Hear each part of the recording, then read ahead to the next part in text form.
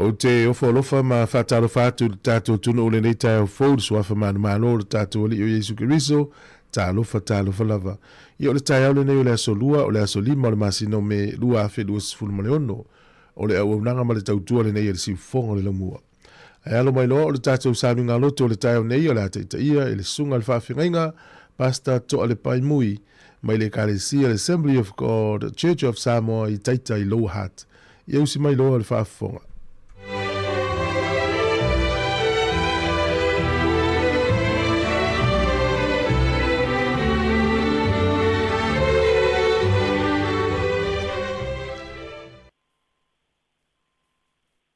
O te whaatalo whātu Samoa i iau whasau sangone nei, tai au. Ala whai mai whanunga le lei. Le alofa maleanga le lei o le tua. Ia via le li iwa, pai fōi ona, so e mawale nei lau tātou te mafuta i fōi i lunga o le tātou Porokalame. Ia o le tātou sauni ngalo. Ia e masani ai. Ia le li, whaatalo whātu i sunga i whawhengainga mo lātou whalitua. Ia le ngata i le otu a sina so tātou watu nuu. Ia o tupu mai e, mare mamalu so tātou watu nuu. Ia sei o lava i tupulanga lalo maoa. Pātalo whātu i le nei tai au. O le la o tu talo le nei tai au e a mata i tātou. Mātou whaaftai lo mātou watua i le nei tai au. O iatu le vi inga, o le whaamanu, whaanetanga i lau a fio. Wa o i lava o le tua mai le vavau e o tu lava i le whaavavau. Whaaftai le nei tai au, whaaftai nei a manoa tau o mātou toi mafutai, maso mātou watunuu. Whaaftai ta mao loa lofa na e tai mai aile so i fuamolo mātou wola. Whai ono mātou toi mafuta i le nei a solo mātou ta maa. Anga le lei mai oi mea uma lava la mātou whai au tiute ma whi au lava singa le a whi ngai ai maso mātou watunu. Ia maluti alo mātou wola i o au alofa. Ia foi le nei ala ata ta maa e meise foi le nei a vanoa. O mau ai whaasoa ai le upu. Whaasoa ai lau a whionga alo mātou watu. Whamanui ai lau au auna. Lo fa pena ona lue au ale nei Porokalame. Ia fo yatu le vinga o le fa manui lo suafa Yesu. Amene ma amene. Ola tu inatu se vinga o le nei tai au. Ona tatu fa no longo le ia fionga le tua. Ola u vinga ia fai lea mataulanga. Taulanga whamanu, taulanga whawhetai. Ia langona mai le langi o laualanga. E pa ia, leona le mana. O lau inga ia whai lea ma taulanga. Taulanga whananu, taulanga whawhetai. Ia langona mai le langi o laualanga. E pa ia, leona le mana. Alleluia, alleluia, alleluia, amene. Ia whanene ina lea tua sili ese. Ilingi mai a Yesu e olo wanganga. Papa Mapatisoina matou mai au whamanuianga. Alleluia, alleluia, alleluia, amene. Ia whanene ina lea tua sili sili ese. Lilingi maya Yesu e olo wanganga. Mapatisoina matau maya whamanuyanga. Mapatisoina matau maya whamanuyanga. Mapatisoina matau maya whamanuyanga. Alleluia. Mātou whaaftailo mātou tua le nei tuaso. Mātou sauni whalongo I o fionga. Anga lei mai oela mātou whalongo. Vea lau upu ta mau se whatu e pa usi ele ele le lei. Tō whatu moana ina lo whina ngalo I loto mo mātou wanganga. Ina ia mawhai ai o na mātou ngā lulue ma au au nātu ia te oe. E tusa ma lo whina ngalo. Nganga pa ia. Ia whetalai sili oe ma e ao mai o mātou loto. Mātou te loa ai le tāua o lo wala au mai. No, lo suafa Yesu. Amene ma amene.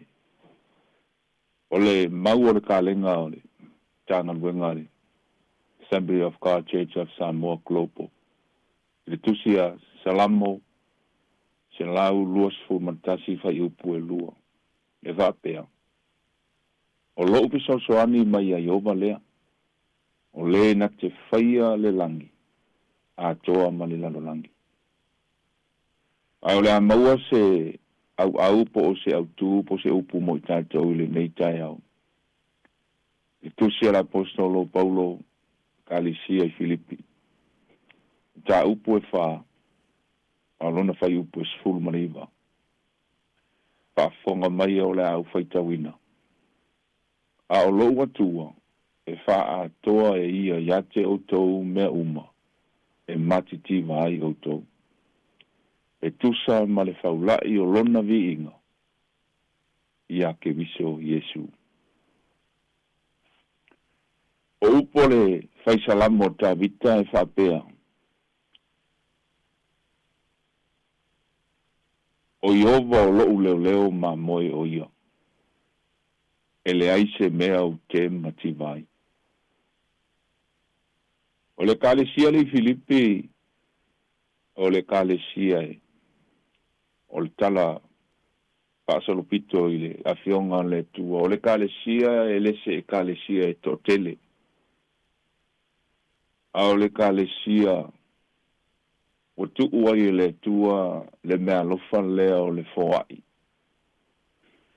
O Filipi foi la. O le tasi lea no foanga sa whaonga ina I vaitaimi ia. O tangata uma lama wali taia mai le malo. E peo I le no foanga lea e no foai tangata whapea. So le tasi la le vaenga e manuia ai to tonu o le kalesia lea. Ai, o le mta upu le wha, o lo toi wha manatu ai e la apostolo Paulo I le kalesia I Filipi. O le atua o ia o le atua e le mativa I se mea. O a vaenga tātou te matitiva ai o a vaenga tātou te moobia. Whai maire whai salamo tā vita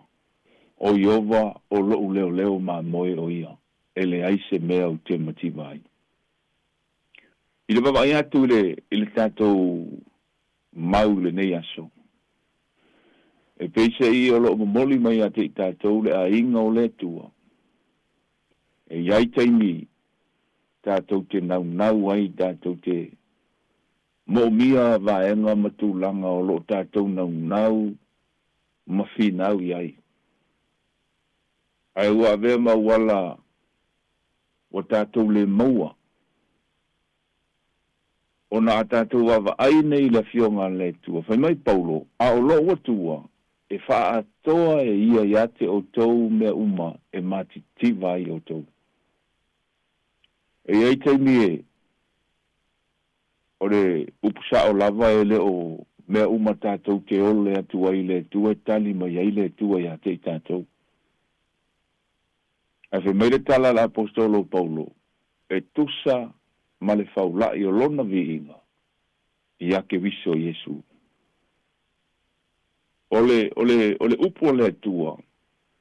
whi meire tala la apostolo Paulo, o lo watua na te wha atoa ia te tātou me ume matitiva i tātou. Longo winga o e ei taimi tātou te moomia i vaenga o mea e moomia i le aso ma le aso. O mea uma e tusa malona fina ngalo.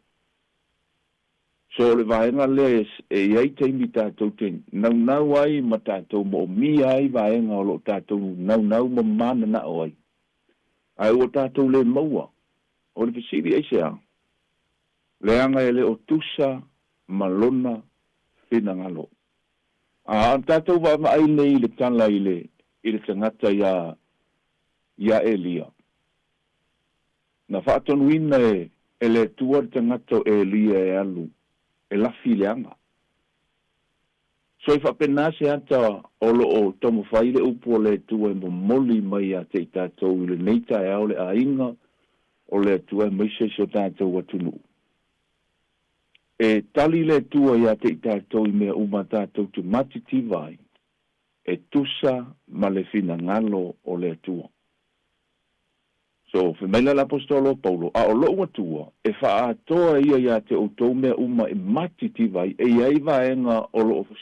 fina ngalo le tua, o sila le tua, o vaenga ia e tā ua pe mo mia i to tonu o tātou vaenga. So, le vaenga la tā ua lava, e tali le tua i mea uma e tusa malona fina ngalo. O lisi vaenga, o mea o loo mo o mia i tātou i le aso, ma le aso.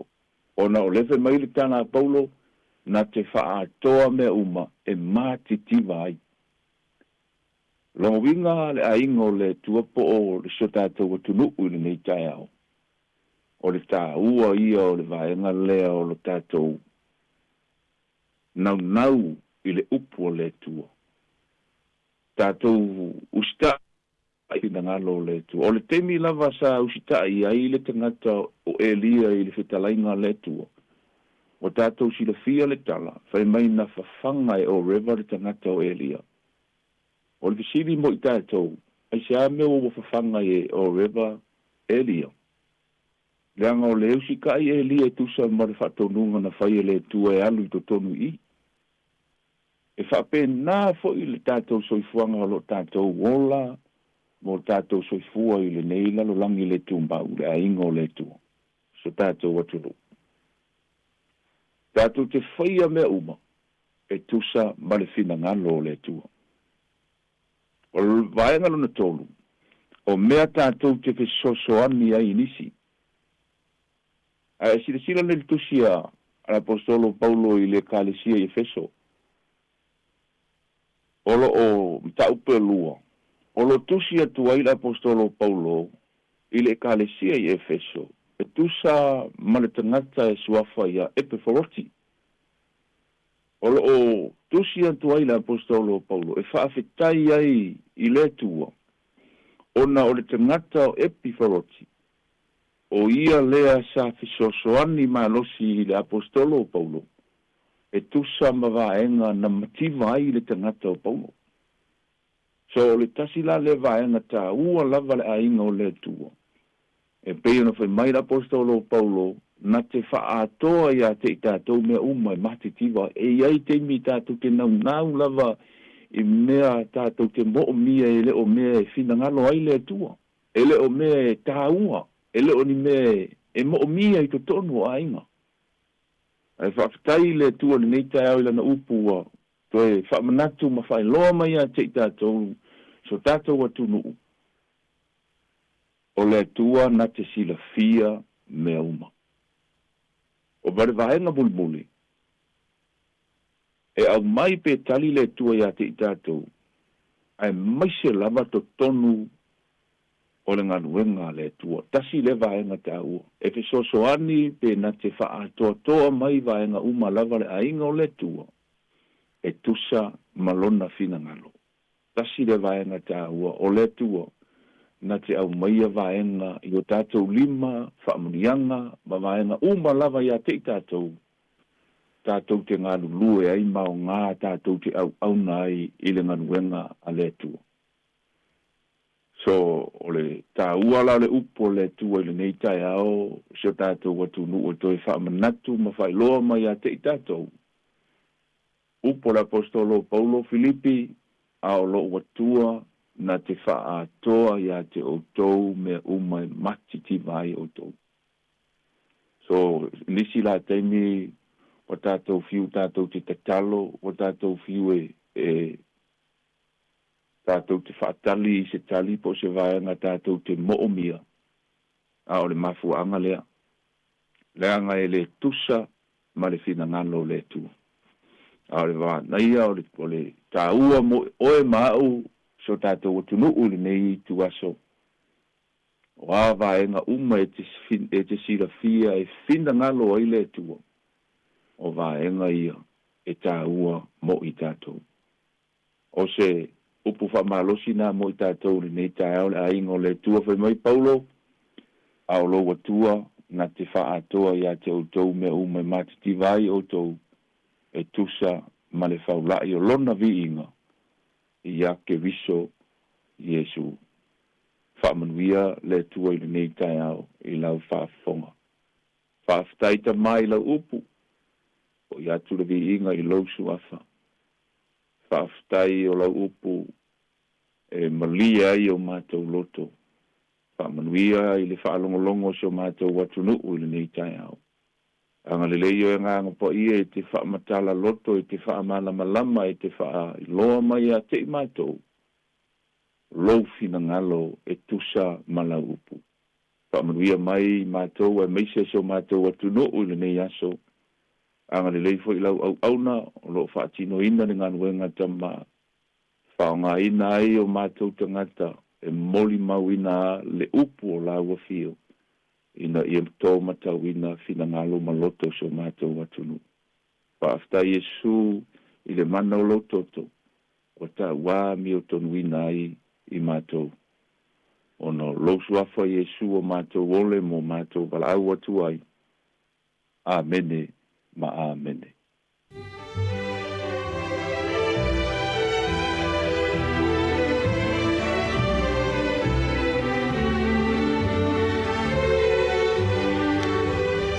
O le na ua whafonga le tunu ui te tātou sauni ngā loto le tau nei na teita ia lana uauna le sunga i le whawhingainga pasta toa le pai mui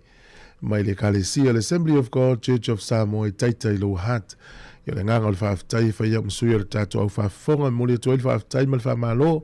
whaaftai ta pena, ia whaaftai tele mole upu o le tua le ngatelia talo mo whaamnianga o le talo yang le leile tua ma whaamnui atu, ia manuia tele la visinga mfuafuanga o le nei aso whaaftai lava. O le taimi le walus furu minuti au te elfitu, o le pesi whaalenganga mai alea, ni se pesi pisenga whaalenganga u ta pena por klame le atal taiao, i nei minuti o iluma, ta alofa lava.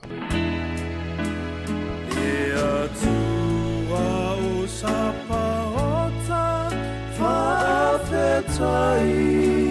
loa lofa ua e au mai ai loa loi fai matongi ola talua ia ule tangata pala pala malele ama ola umana o ia ola ule po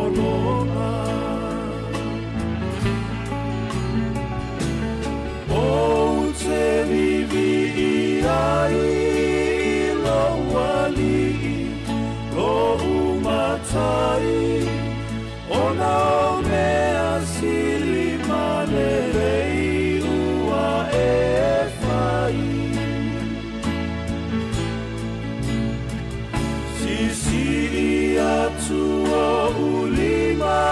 mafa'afoi atu o vi'inga e paia o ele Mesia e tau e lau whaiva uma le paia ma le mamanu le sili ese o Yesu lo utuku ia whanene e mawha amanu i lo sua whamamanu Alleluia via o Yesu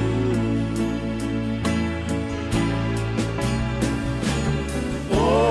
te vivi ai lo wali lo matai ona o mea sili malelei ua e whai Sisi atu o ulima mafa'afoi atu no vi'inga e paia o ele Mesia o te vivi ai lo wali lo umatai ona o mea sili malelei ua e whai Sisi atu o ulima mafa'afoi atu lo vi'inga e paia o ele Mesia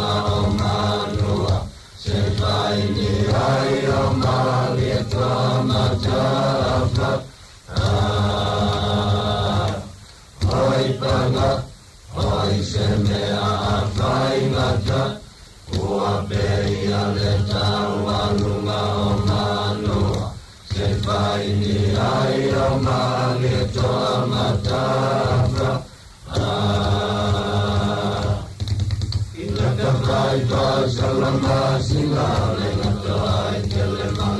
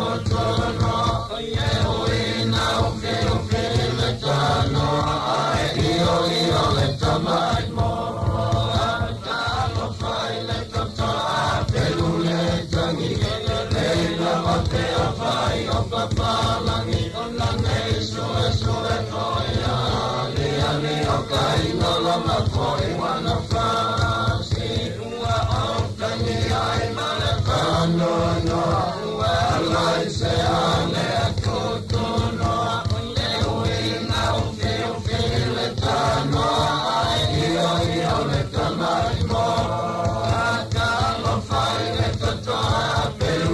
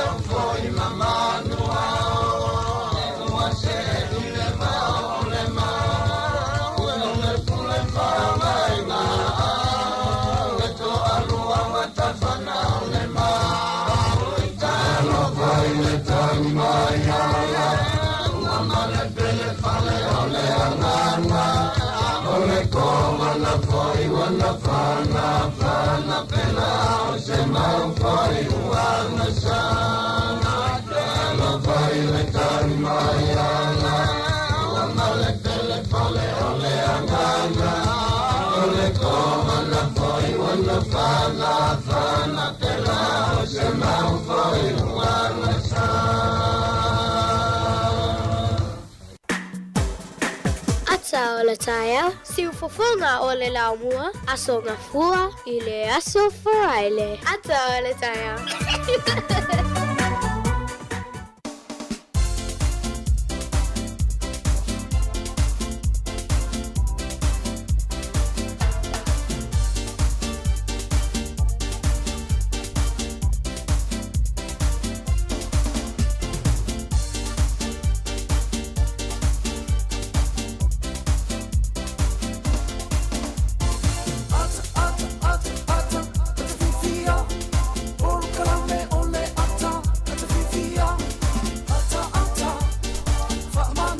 Le tautua le sifonga le lamua le tatu porkalame le ata le tae au le neu tatu tu e whelo I lungo peu le e peiona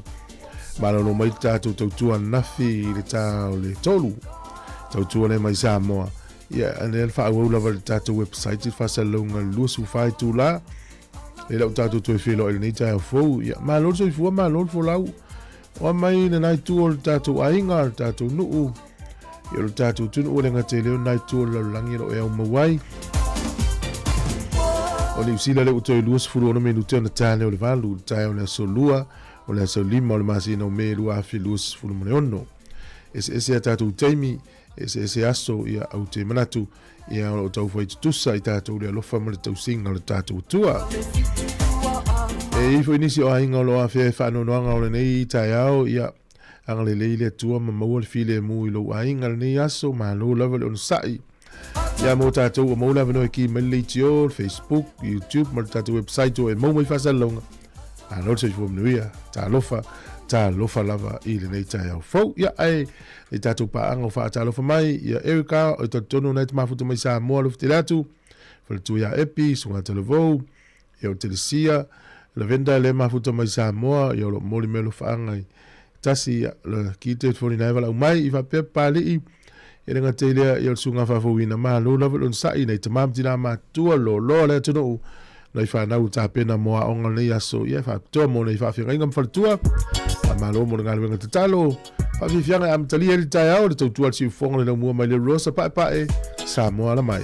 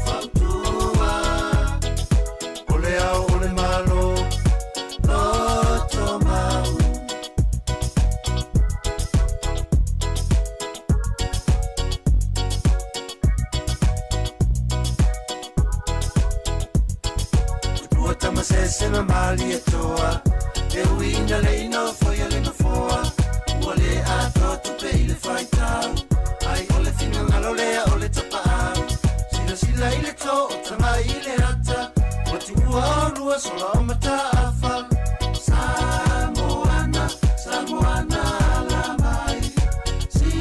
Silifua, fatu le tamamai Ule matumbua, sila ile aufautua Ole au ole malo, loto mau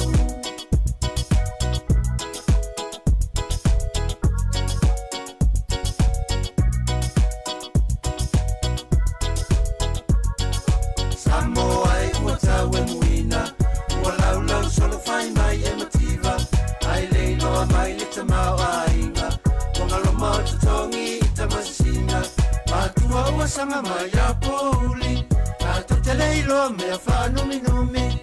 Samoana, Samoana la mai Silifua, fatu le tamamai Ule matumbua Sila ile aufautua Ole au ole malo Loto mau Samoana, Samoana la mai Silifua, fatu le tamamai Ule matumbua Sila ile aufautua Ole au ole malo Loto mau Samoana, Samoana la mai Silifua, fatu le tamamai Ule matumbua Sila ile aufautua Ole au ole malo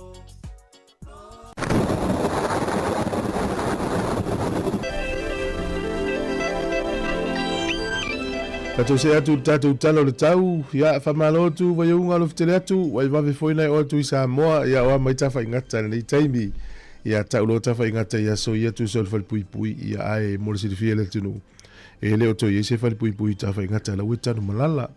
ia o se nu uma se ele matango fi tele nu le o tafa ingata la utu wele a onga ina ele mesa ele fal pui pui ia lo fitele atu mo nei ainga lo fa mun mai Samoa bolo to felo ele ni vai tau ai o le tatou talo le tau peo no whailo mai e langi le leile tau le so whapenale aso atai au mata una fo i meiti munga stofi male aso whareile whapenale aso na i rono winga ia o ia fialu sa vali nei aso ia awar pole le langi le leile tau whapena atai au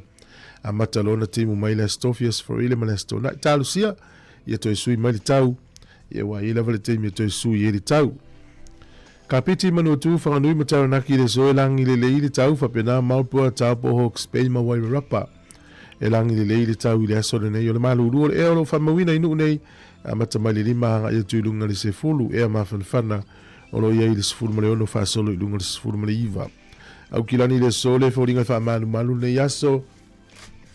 Mawai le moto i saute le so e matele na langi le leile tau le moto i saute. O le malulua le eo lo whamawina a mata mai le lua anga i lunga le fitu ea mawhanwhana sefulu ono anga i lunga le sefulu male fitu. O leo te lengo le atunu nei aso e matele ina langi le lei le te leo vaenga o le atunu. O pia i le so e whai titi lia lua sefulu fitu le fuo le eve vela le fuo lima le ea mawhanwhana. O le angoto ifo le lai le so Wellington le lua sefulu ono minute te ele lima na ne le fiafi angoto ifo ele la e osoa ele la tai au se fulu tasi minute te el fitu i le tai au a tai au. O le fuole e malulu o lo whamawina i Wellington e manu tua oi to ese le tasi le fuole e malulu i mastone o a matanto e malulu mastone. Fasolo ile i lunga le sifulu lua ma le sifulu tolu le tele vaenga Wellington e manu tua oi. O le e mawhanwhana le le so sifulu walu mastone ia ona fasolo le sifulu ono sufitu isi vaenga Wellington e manu tua oi. O le tala o le tai mo la tau e whangota le nei aso ia manuia ia tau whainga whaiva le nei aso ia telen tau i a malo fo le whasoa i le au tau tai le nei vai tau a me tau ina ua toi mauar ka wai ia o le tūlanga o le tai Wellington e sua le tai nei le toi sfuruiva minute le valu nei le tai ao pe le tai le toi sfuruiva minute le lua i le au auli toi sua le tai toi 2 minute i le valu le pōna nei talo le tai talo le tai mo le nei polilua sua le tai le toi 2 minute le sefululua i le au auli nei pe le tai le toi 2 minute i le ono i le fiafi ona toi sua le tai le toi 7 minute i le sefulu ma le lua na nei le po I o le talana o le tau ma le tala o le tai. Mo le silifia le tātou tunu. Ia ai, mo la toe la fosele ni aso ta pena mo la sautina. Ia ma lo la valeanga le lei. Tasi tala ni usila, maua tupe Samoa. Ia tupe Australia e valus futsene. Pe alu Australia. Ia mo la tole lafu i Australia la tupe. Ma lo la vale tautu atunu. Ia o le tupe Amerika le ulima futsene i le so. Tala fiti tala luas fulfasene i le so. Tala Samoa tala limas futsene. Tasi tala ni usila mauna upa angatonga e tala. Tasi tesi male lua iwa le pa angatonga. Ia male tala fiti le na e tala luas fulfa. Au le tupe Samoa e tala limas futsene. Tasi tala ni usila mauna tupe Samoa e tala limas futsene. Alo la vale anga lei na yu. Tatu ainga i Samoa.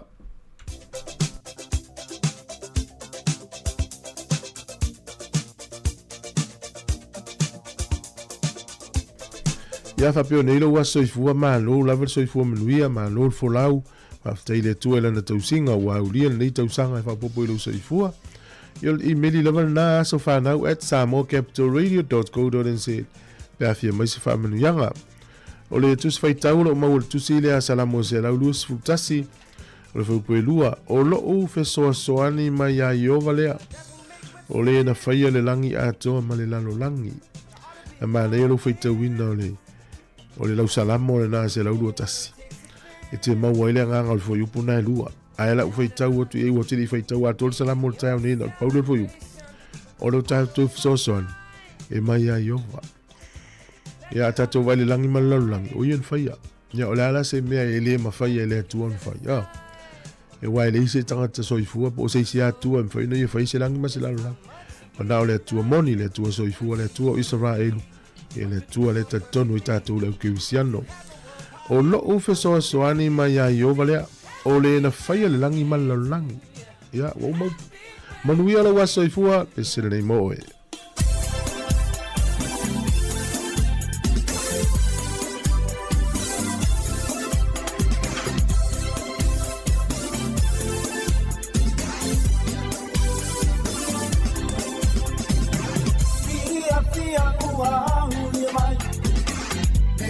Samo e mitiai o se tatala pa amanuia lo wasofana wagulia e oni awa mani melina e usitai kuwasilena e manuia ilola e oli ai mafia fia oh my tato fia Sufana Maulia Tato Bibi Mapanga Petai Ile Tua Maulia Mai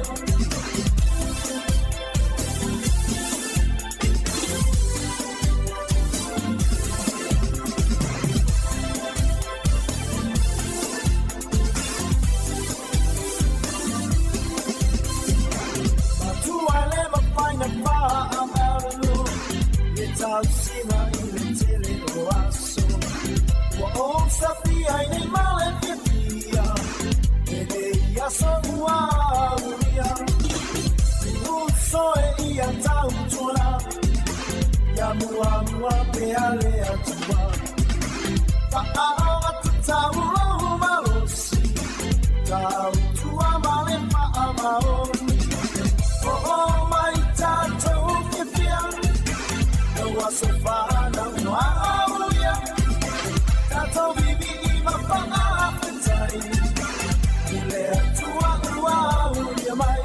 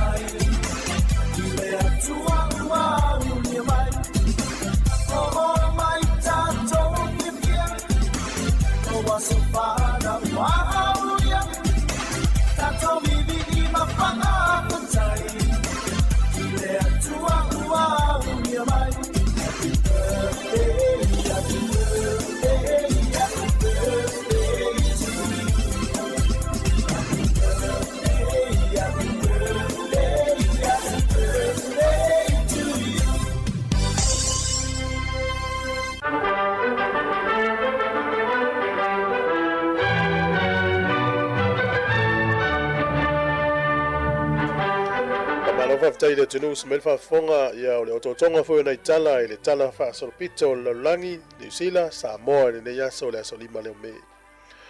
o le solta usanga tasi fa iva fa na taunu o matula wil ele tangata le Christopher Columbus i tonu ia o le nu le o Jamaica ia mai mawaina le nu le o Jamaica ia mafapea ia o le metotino la le sepania o Jamaica. O le stonu nei na tūla wil ele il tangata su e nuu lea o Christopher Columbus il tausanga tasi wha iwa wha. O le so tausanga tasi valu lua tasi o le emperoa ia o le nuu lea o Falani o Napoleone ia na maliu le aso nei i whapea o le South Atlantic Ocean i le motu e tau o Saint Helena na maliu ai le aso nei tausanga na tasi valu lua tasi. O le so tausanga e tasi valu ono e tau o le Memorial Day. O le aso le manatua i fita le malo Amerika na mali liu i taua. Memorial Day, tasi valu ono i le so. O le aso nei tausanga tasi valu i vatolu na matua whaale tonu e tūlanga tau tupe, le suia ingo tupe le maketi laulangi, ia o lea na pea male lima se lau whaale tupe i Amerika, se furu lima afe company ia na bankrupt i le aso nei matua whaare tonu e tūlanga tau tupe. I le tausanga na tasi valu i vatolu. O le sol tausanga tasi i valu lima ia o le whainga malo Afrika i saute na lato walo ia i le aso nei le avea o le ngangana Afrikaans e whai ma official language le tunu ia po le lato ngangana alo ia. Le ngangana tau le Afrikaans. O le sol tausanga e tasi valu tolu na tau nuu ai i Bay of Islands ia le vaa e tau o le HMS Imokiri o le Imichini. Ia o Bay of Islands e le tui mātua le motulu nei. Whapea na tau nuu mai ele tangata leo James Paspai. O ia na au mai ele malo Beretania i nei. Whatau nuu ona tiu te mua ina ia whanofo file mule vao tangata su e nuu ma tangata fōlau ma le au whaatau wa i papalangi ma tangata Maori. Lua, ia aua ne ia ini tangata o tangata ne ia mai wha sangatau PTT i tangata Maori. Ma le tolu, o ai tangata solia tu la fono tauona iai se whaasalanga tu iai. Ina ua tusi la ia tamali i o Maori i o i le tupu o Peretania le nāwai tau. Ia o lea na awina mai ili tangata lea o James Paspa i lea so tonu wale nei tau nua tausanga ta si valu tolu. O King William le wha na whaia le wha iunga ina ua tusi atu matai e to sifuru tolu o Maori mai le moto i mātu nei. Ia e te ua sau, ia o nga lue wha tasi leo ia mtangata papae mtangata Maori. A e o ane tausanga ta si valu wha sifuru. Ua saini le whenga o le tweeti of Waitangi lono winga. O le tangata le nei na te lelo na sao i le tau mawhainga o le vao Maori ma papalangi. Ia ma tau mawhai atua i lava se i o lava foi. Ina saini le whenga o le tweeti of Waitangi. O le sol tausanga ta si valu i valu. Ia na matuale fia i tangata whenua tangata Maori. Le na tau te te aila tau i leo ma fita Peretania na inei. Ia ona ua tau mawhaila tau i te tongi tax ata i whau. Tulou a maile. Tau dio tai whau whao ngāwho i tangata Maori la tau tūlinga whai mā la tau whanga whao a whamai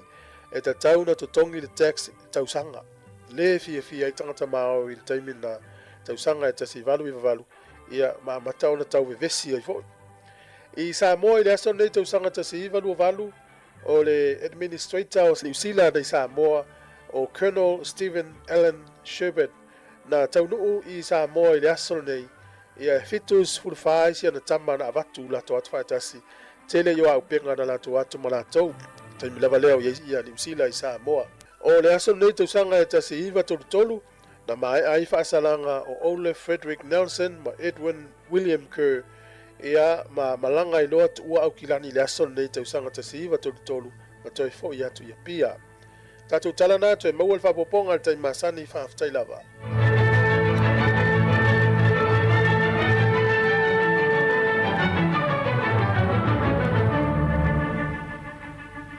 Our team is made up of many Pacific cultures, with hundreds of others just like you, to support thousands of Pacific islands, so future generations can thrive. Join a team you can count on. Search Navy, Army, or Air Force careers.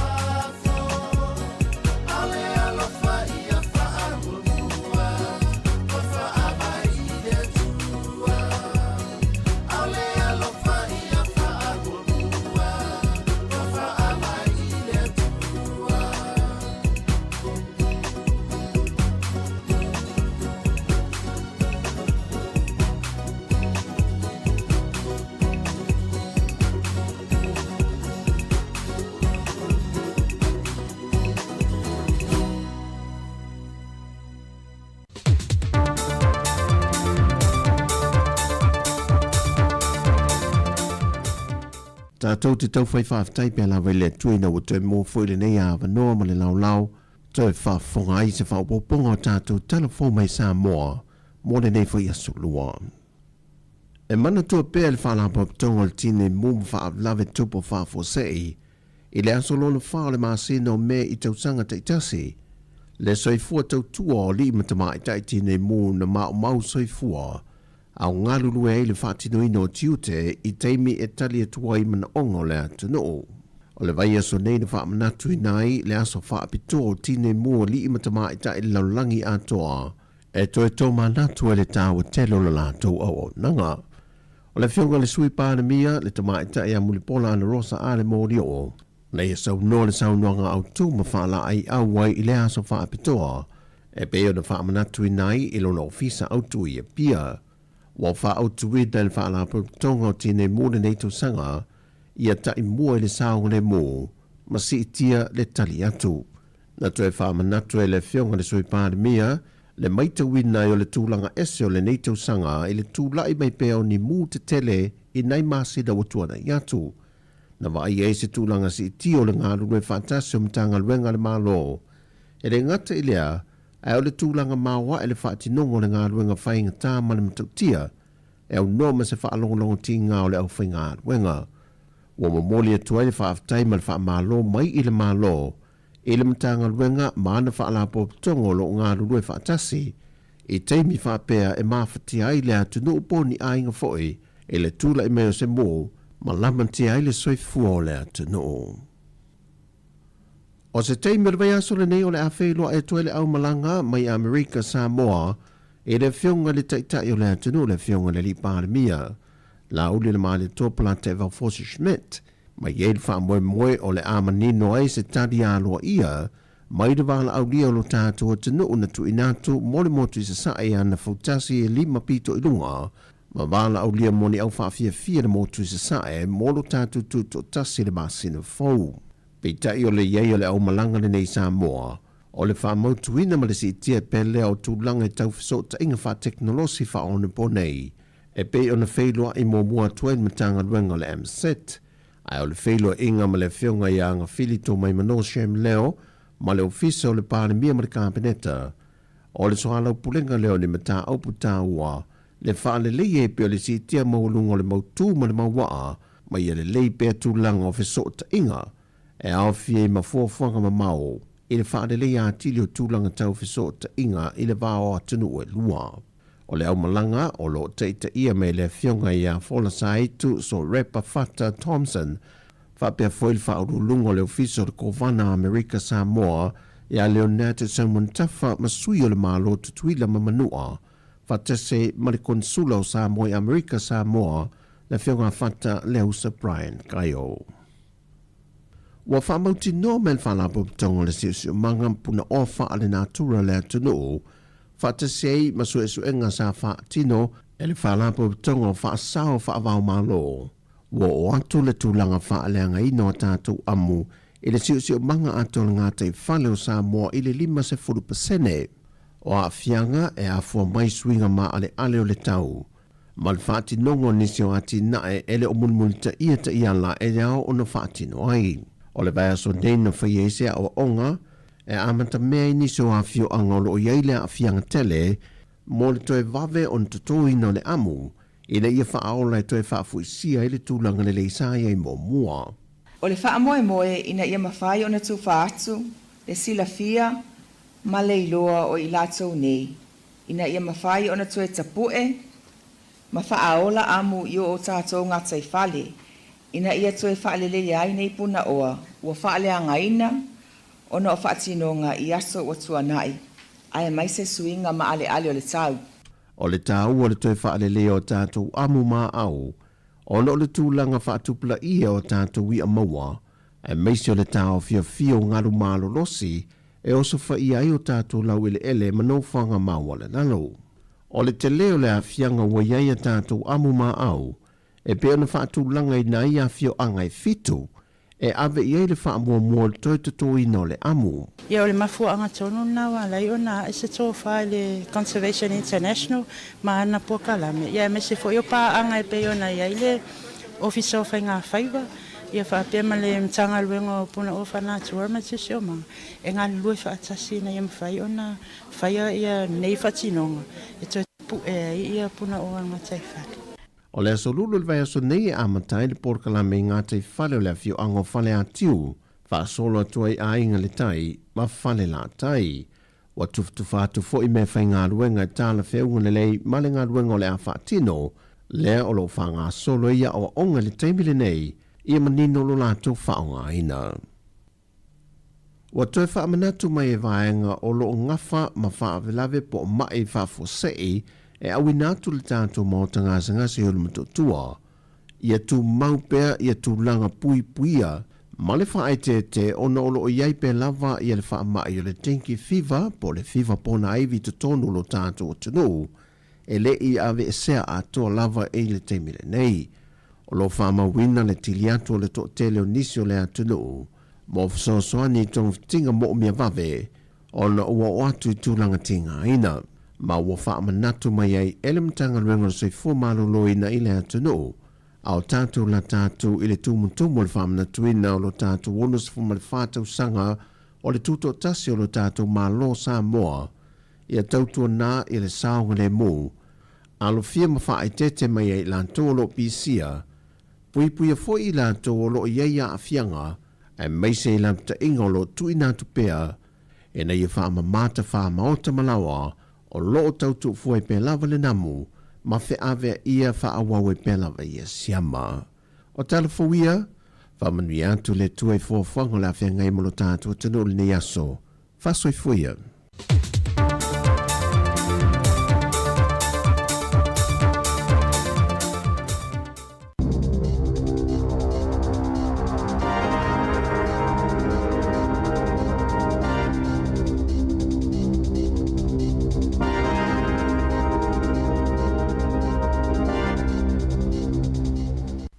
Talo whātu i le nei vaenga o telefou o le tala mua. O le poa nā nei e toi tu uai le tunu o Singapore e le Parliamia o New Zealand ia tu i sinave maulu mo tua Christopher Luxon ina ua uma o na saini alo ia se whenga inga e mauti no ai le maua mai peo sua o uma pensini mo New Zealand mai i lea tunu i le lumana ai. E lua aso le whainga malanga le nei i Singapore le Parliamia lea sa malanga whaatasi ai mana minsta wha moe moina e to lua, le minsta o whaatawa inga ia Todd McClay, ma le minsta o tupe ia Nicola Willis. O le fiafio la sa na tu uai New Zealand e lea au malanga, sa au fi ai manisui e to aluas fulmale iwa o au whaipisi nisi a New Zealand. O le nganga ma le wha moe moe au tu, e ina ia sanga wha mautu ina so tanga aloa ia wha malo o tunu e lua, ai mai se o ngā yo inga wha pisnisi ma whe wha atau inga. O le songo fua lea na sei ni ai e Luxon ma le Parliamia o Singapore o Lawrence Wong, ia le marienga e alo i ai le whenga inga, lea na amata ta pena mai le masina o kitopo le tausanga uamawai i le wā o malo e lua. O lea whenga inga e maua mai ai e New Zealand le swa uma le pensini mai Singapore, ai maua atu ai e Singapore ia o loa tau whaatoanga a toa matau mawhanga o si mai New Zealand hei. O Singapore e whaalangolango tele i ai le malo New Zealand mō mana o ngā tau le malo sianga e pei o le swa uu ma le pensini e maua mai i no whanga e whaamamai le swa uu a Singapore. O le tau e whaatawa inga i le vāo tunu e lua, se furu ma le tasi piliona tā lai le tausanga, mai e lona lua i a Singapore i a tunu i whāfo o lo pito i mamafa ma tele i ai Universia le malo o New Zealand. E tele tu a inga o loa o lo au fia i whaatawa inga i le vā o New Zealand ma Singapore i le teimi nei, le mafua ai o na matua whaata ua ina le vā whealoa ai o tunu e lua. O Singapore ai malo si tele ia tina ai au fi ai le ngau sia o vai la au mo tonga fitinga wha fo mai, ai o mai se le ngau sia o loa tau i le malo si anga e pei o le pensini ma le swau ai wha pe ai fo i mo masini wha te kono losi. A o New Zealand e ta ua tele ia Singapore ona tina e tau wha atoanga ma le hofonga tau mafa. O lelelei ma le vāwala lata o le vāwhea i o malo i lua na sanga wha mautu ina I le whengainga leana a mata ta pena maia au ki topo le tausanga teruai e ngalu lue wawa alua ai wha paanga ini a tina e te tele se ono. Ai le ngata I lea na I oe fo I tai o malo i lua e de tau na wha au pēa le whela o inga o loa o pito mō mia I taimi ni wha la wala wha o sei a toa ai mani mala wha le natura e ono tula I mai. O lea tūlanga ua I loa ia le au ngā tele ina ua tula I mai ia le taua I Iran ina ua osa fo ia Israelu ma Amerika ia lea malo tele I le whangaloa o Peresia. E luas 45% ua si tia ai le tau mo uta fe a vea ai se tasi o kompani tele wha le vao malo le AP Moller Maersk e mafua ona o le taungata ua o iai le tau o le suau ona o le tau o I se sa e tūru tonu. O se whaaringa alo ia mai lea kompani na tau o mai ai le tūlanga whainga tā o na tau tau fiofi lalo o le tau o loa mauta fe la wai wa o loa mai si ala o fe la o inga ona o le luas 40% o le suau o mo mia mo le malo si anga ale lalulangi e ui mai le vai nuu o le Hormuz lea o loo poloka nei ia le feo inga masani o waa o loa ona o le taua. Whaelo mai fo ia le whaatonu o le whaanapo tonga o kompani e whea ngai mo le tiute o loa whape ai le whea avea ia o loa I New Zealand nei le Freight Forwarding Federation o Shirley Kennelly o le CTI o le tau o loa mauta whea avea ai o whapeo na awhi ai vaenga umalava o New Zealand le teimi nei. Nei e wha mawhaina fo I o ia si tanga uma e moa nea le ata e amo le tangata e wha o ngā ina se o loa I le taimi hutu ai le taamale I le pāmu ma le taimi fo I e wha tau mai ai se o loa I se whala loa ma se supermarketi. O le la fonga wha au popo I lunga o le tau o le sua uma le penisini o se whainga wa a fia o mai company ma wa o loa I le laulangi a toi le taimi nei ona o le tau I Iran mai o le mafuanga au tū lea o le taungata ai o mea umo I le nei taimi. E au hi ai fo I e tūlanga I le la fonga wha apitoa New Zealand lea e ta ua o le intermodal fuel fee e a fi ai le whea avea I o se pusa o loa po se container mai I se wa o loa o le sami a ngai I se no fuafi po se tawale fo I lunga o le fonga ele. E iai se mai fau o le misela ua maua nei de tono Wellingtone mai ua whautu I nai tangata sa whai ainga I se whale ainga I le pitonu o Newtown ina ia wha ai te wa mata I tūle lei le ono a fia I le wha mai. Ua atoa I nei le tolo tangata ua mauti noa le maua I le misela I le tonu o Wellingtone. Wha I lo mai le matanga luenga le sui fua malo loina o le mai faule na I so tai mas tangata sa whai ainga I le whale ainga wha apitoi me ai mai le Mediterrane ingoa o le Trattoria Antelli I Newtown a fia o ia le misela I le aso se furuiva o Aperila. Whaelo mai le lifo mai a Richard Vapon o tangata uma sa iai le tonu o le nei whale ainga mai le afo le 5 e a ngai le afo le 8 I le fiafi o le aso e pe o na tauas fumoleiva o Aperila o le tau nei o na amata o na maua I a unga o le wha mai o a unga o le misela e a fia ai le mangeso o le tino mai fautua ina tangata uma e ono a fia ina ia nofo I le fale ma sa ili se feso swani pe a fai ua amata o na a fia ai. O le teimi nei ua o le se fulu la a fai o no fuanga ua masalumia le ono a fai ina ona sa o iai tangata e totolu ia ua maua le misela mai ono wha au popo le a wha inga pe a uma ona visiringia le mai fau le pe ona lipo tia mai. O a unga masani o le misela e au fi ai le tafe o le isu o le fiva, tale, mangeso o le tino pe a uma ona maua I le fiva. Ua wha amanatu mai fo I le mtanga aduenga le sui fua mara loina o lo maua pea I le tui pui pui mo le nei wha mai o le misela. E le ai se tau o le tui pui pui le nei mo ta maiti uma I le loifo o le se furu walu tu sanga le mātutua whapena fo i mo tangata mātua e anga wa ai tonga whitinga mō ngā se tū mau. Ua wha mao nia mai ele mtanga renga mata aupu wha alo te whale a New Zealand le DIA po le Department of Internal Affairs le so lo iai leo le tusa o le afa inga o komiti wha ai tū mā lo sa iai a le komiti wha afoe e pūlea ma wha afoe ina le ta alonga whai tūpe o le loto o New Zealand. Ele ngata ina wha amuta ua le o to iai ni komiti wha ai tū mā lo. Ai o wha pena fo ina so lo iai ma komiti wha apitoa ia sa whea ngai ma le suaina ma le pasia o tālo saka uma e tu ina atu moni fsosoni tautupe mai le komiti wha foe o le loto o New Zealand. E se furu ma le tasi la wha i o komiti wha i tū mā lo, ai ono la wha i o komiti wha apitoa wha apea ma le komiti tele tasi sa iai o le pulenga o le lottery o New Zealand. Ai o le la o suia nei le na o le ono komiti wha ai tū mā lo po regional committees wha apea ma le komiti tele tasi.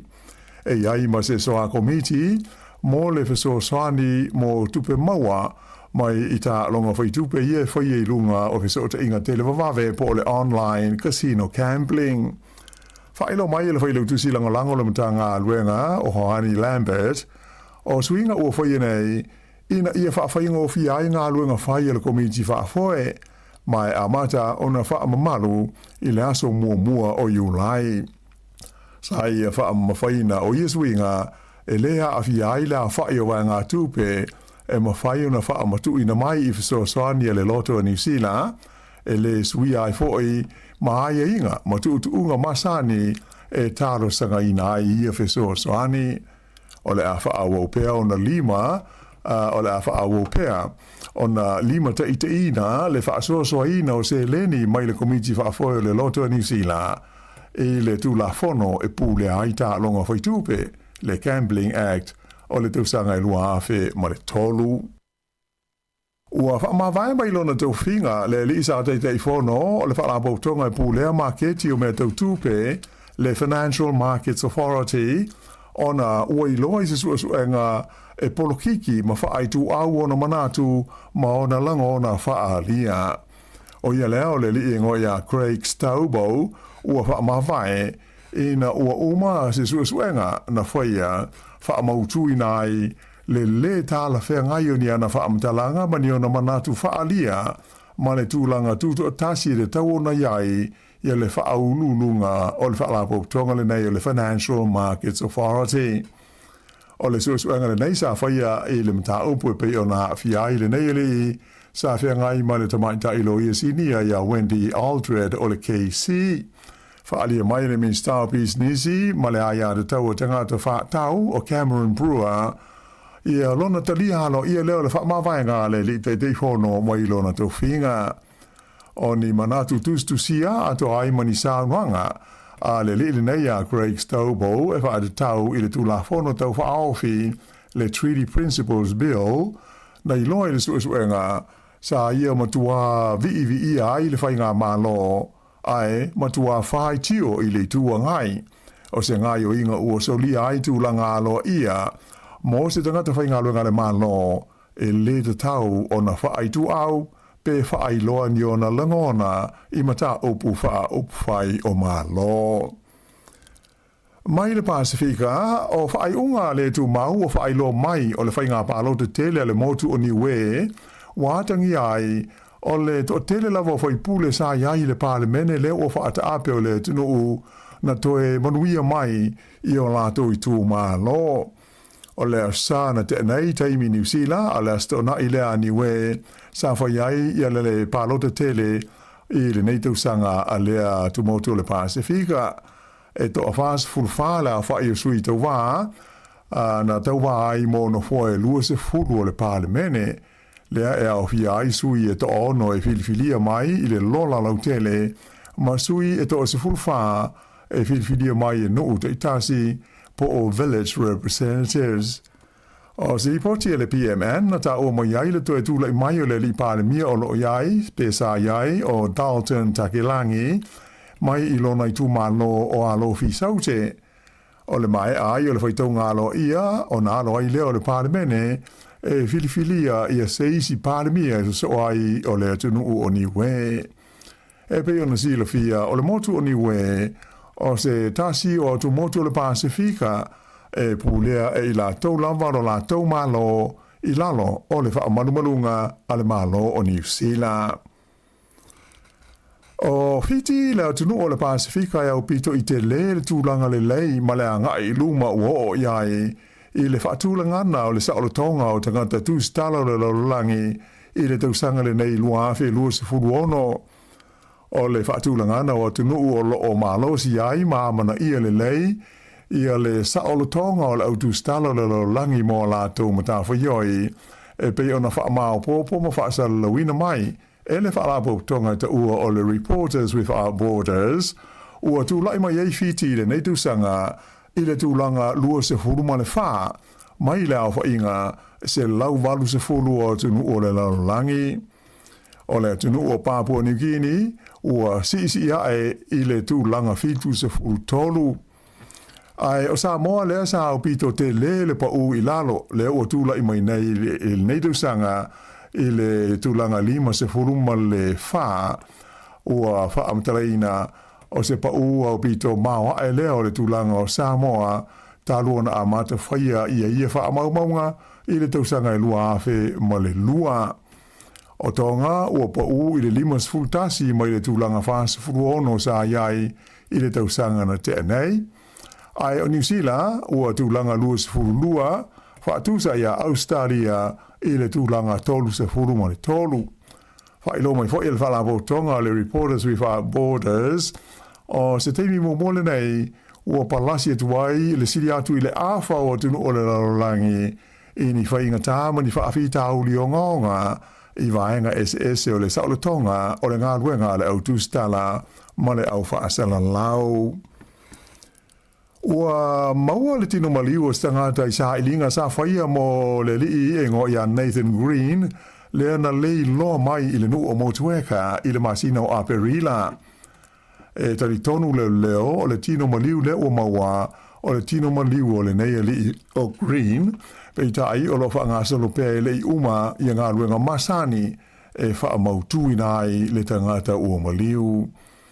O le tangata lea na le iloa o Nathan Green e limas fulu lua te usanga o le soi fua o lo ngata mai la sus fulu whao a perila o na maua lo na ata i se mea pu ata i le awala sa savani ai o ia ma muli ane wa ai ai se tasi o le tunu o a o soi fua pea. Teimi nei, o tu inatu le nei mata aupu mo su enga masani e le ofisa o le pule maliu po o le corona. E luani mafui e feo lolo le malolosi sa lui na ai le motu i matua New Zealand le waweao le afsana te nei. O le mafui e momua le sa wha amawina le malosi le numela wha i le masini fua mafui e o le onga te tonu sa iei lea i le sefulu kilomita i matu sifo le ai o Porirua i le Sami e la talata i le motu o Mana Island petusa o le kuata te ai le tolu i le waweao. Ai olona lua mafui e na whaamawina pe tusa o sfurui o minute te ai leiva i le tai ao o le sa mai sa o ngā tonu e tusa o le lua 5 km i sifo o le nuu o te Araroa i le talawhatai i sae po le East Cape.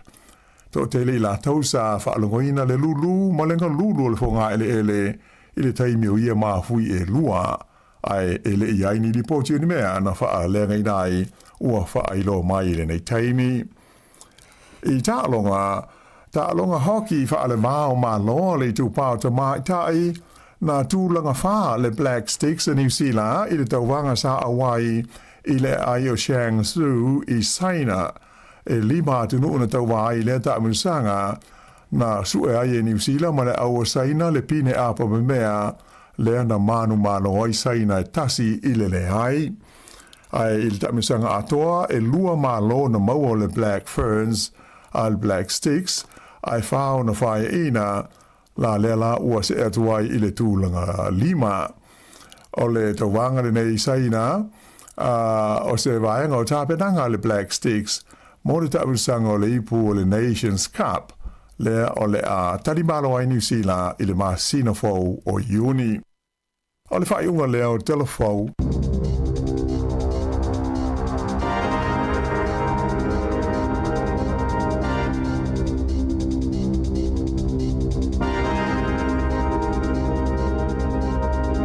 O le nao whaafonga le tunu i tātou telefau o le nei tai ao, mai le si whonga lau mo Wellington, ia pe ona tāpirina i la whionga i la wano ati lawa, tala mai Samoa, tuna mai le sunga i a tāse Salem Sam, tō whamora whauponga le tula iwa le tau nei,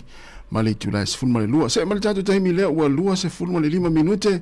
ia ua te ai nei le tula e malu, ia o le si whonga neo lau mo Wellington, ma le tātou proklame le ata le tai ao, ia ua tai ao ese fo i le nei tai ao, i tono le tātou ofisa whaasala lau, a le si whonga lau mo Wellington, ia e se i o whaatarofa atu i le si tu o le tātou malu nei, ia, talofa malo le se whomanuia, ia lua vase lua. Talofa tasi malo fa malo si fa tai le tua le mola no tātou wheloa ia i ma le whionga la webtele, ia, malo se fua la webtele.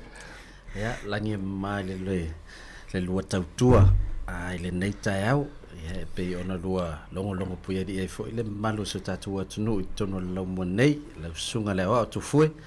ia, me se fo ile le awa fa lioli a maiava te ofa o ia le nei fai le talia loa e o tangata o le vanta tau ona fa ola nganga o le malo la tunu e lo po ia se me lo fai au tate le loa tu fu ia o tala moni la usa loa ia wa te lo o ele isi moni maula po ama le ia o le usa le ia sa o le ia malo se fu ia tasi ia fa malo se fu moni lo fianga le tele aftai wa na on tatu tel no la vai lungo telefoni ia le tātou pokalame, ia e whaaftei lo fo le tu o le ua, to i taunu fo i lau mua nei Wellington. Ia le ua mua le tātou maftanga mawhanawhana nei tai au fo, ia le i toi tari fo i le to ai tele au kinani. Maa lon malang manuia. Ia, mai ane fo i lua mamalu tau ave, ia e pei ona lua tau tua i le mamalu latunu. Oa u, ia, nei te ua mata mai sio mātou ainga. O le na usaulu mātou maliu, ia. A le lau tā pena o nei le lotu ia muli o se mātou tina ia la fionga ia fotino ia tina ia tu mema ia nei pe anel mātou ainga se vai o le saru maliu a le watu mai ai ono o talu sanga atu tu fue nei tae a lo te sauni e whai o fulo te alu le ia o peani ia nei te uwha pea o lua wha pea o le tali mai ia o lala foi la le o whai malo o fo le blues o te sa awale no sawa wa fele pe kui lai lo ya se au mai foi se san wisi ma se pai ya e inu se tatu tino fa pe se o falo o fu ipe mo e o tangata ni lo lofo la lo nei o tangata hurricanes ma o tal watu tona fa me mala o filipino lai tonu mai you blues fatu yes o fatu who do you support mai hurricanes But okay, I'm gonna go buy next door. Yeah, I have time. Yeah, le tonu mai. Yeah, lo soronga le me uma maiava, yeah, me se foi tu fui. Yeah, me se tu pakale no sabe valia na so le mata dia le pakale o to ia te ofure le tu mui i taia uma mafia fiu. Al mena le na ma tal no va to la mai ia fiu le fiu la pepe malana. No ofure le plus so va pe CPCC el mele le tafau o tate polo le vam taka tari gains ni te ua ia fa tai le o ele se sina pa ia tu ia o no loa ana lo o fule fai mai lo no winga o le foi na fai lua tama o tu la leo vai foi le o fulano mo ana le na o foi se si pa ta ia sa ia malo ia moni le usa no es el manel lo fanga le malo foi lo fionga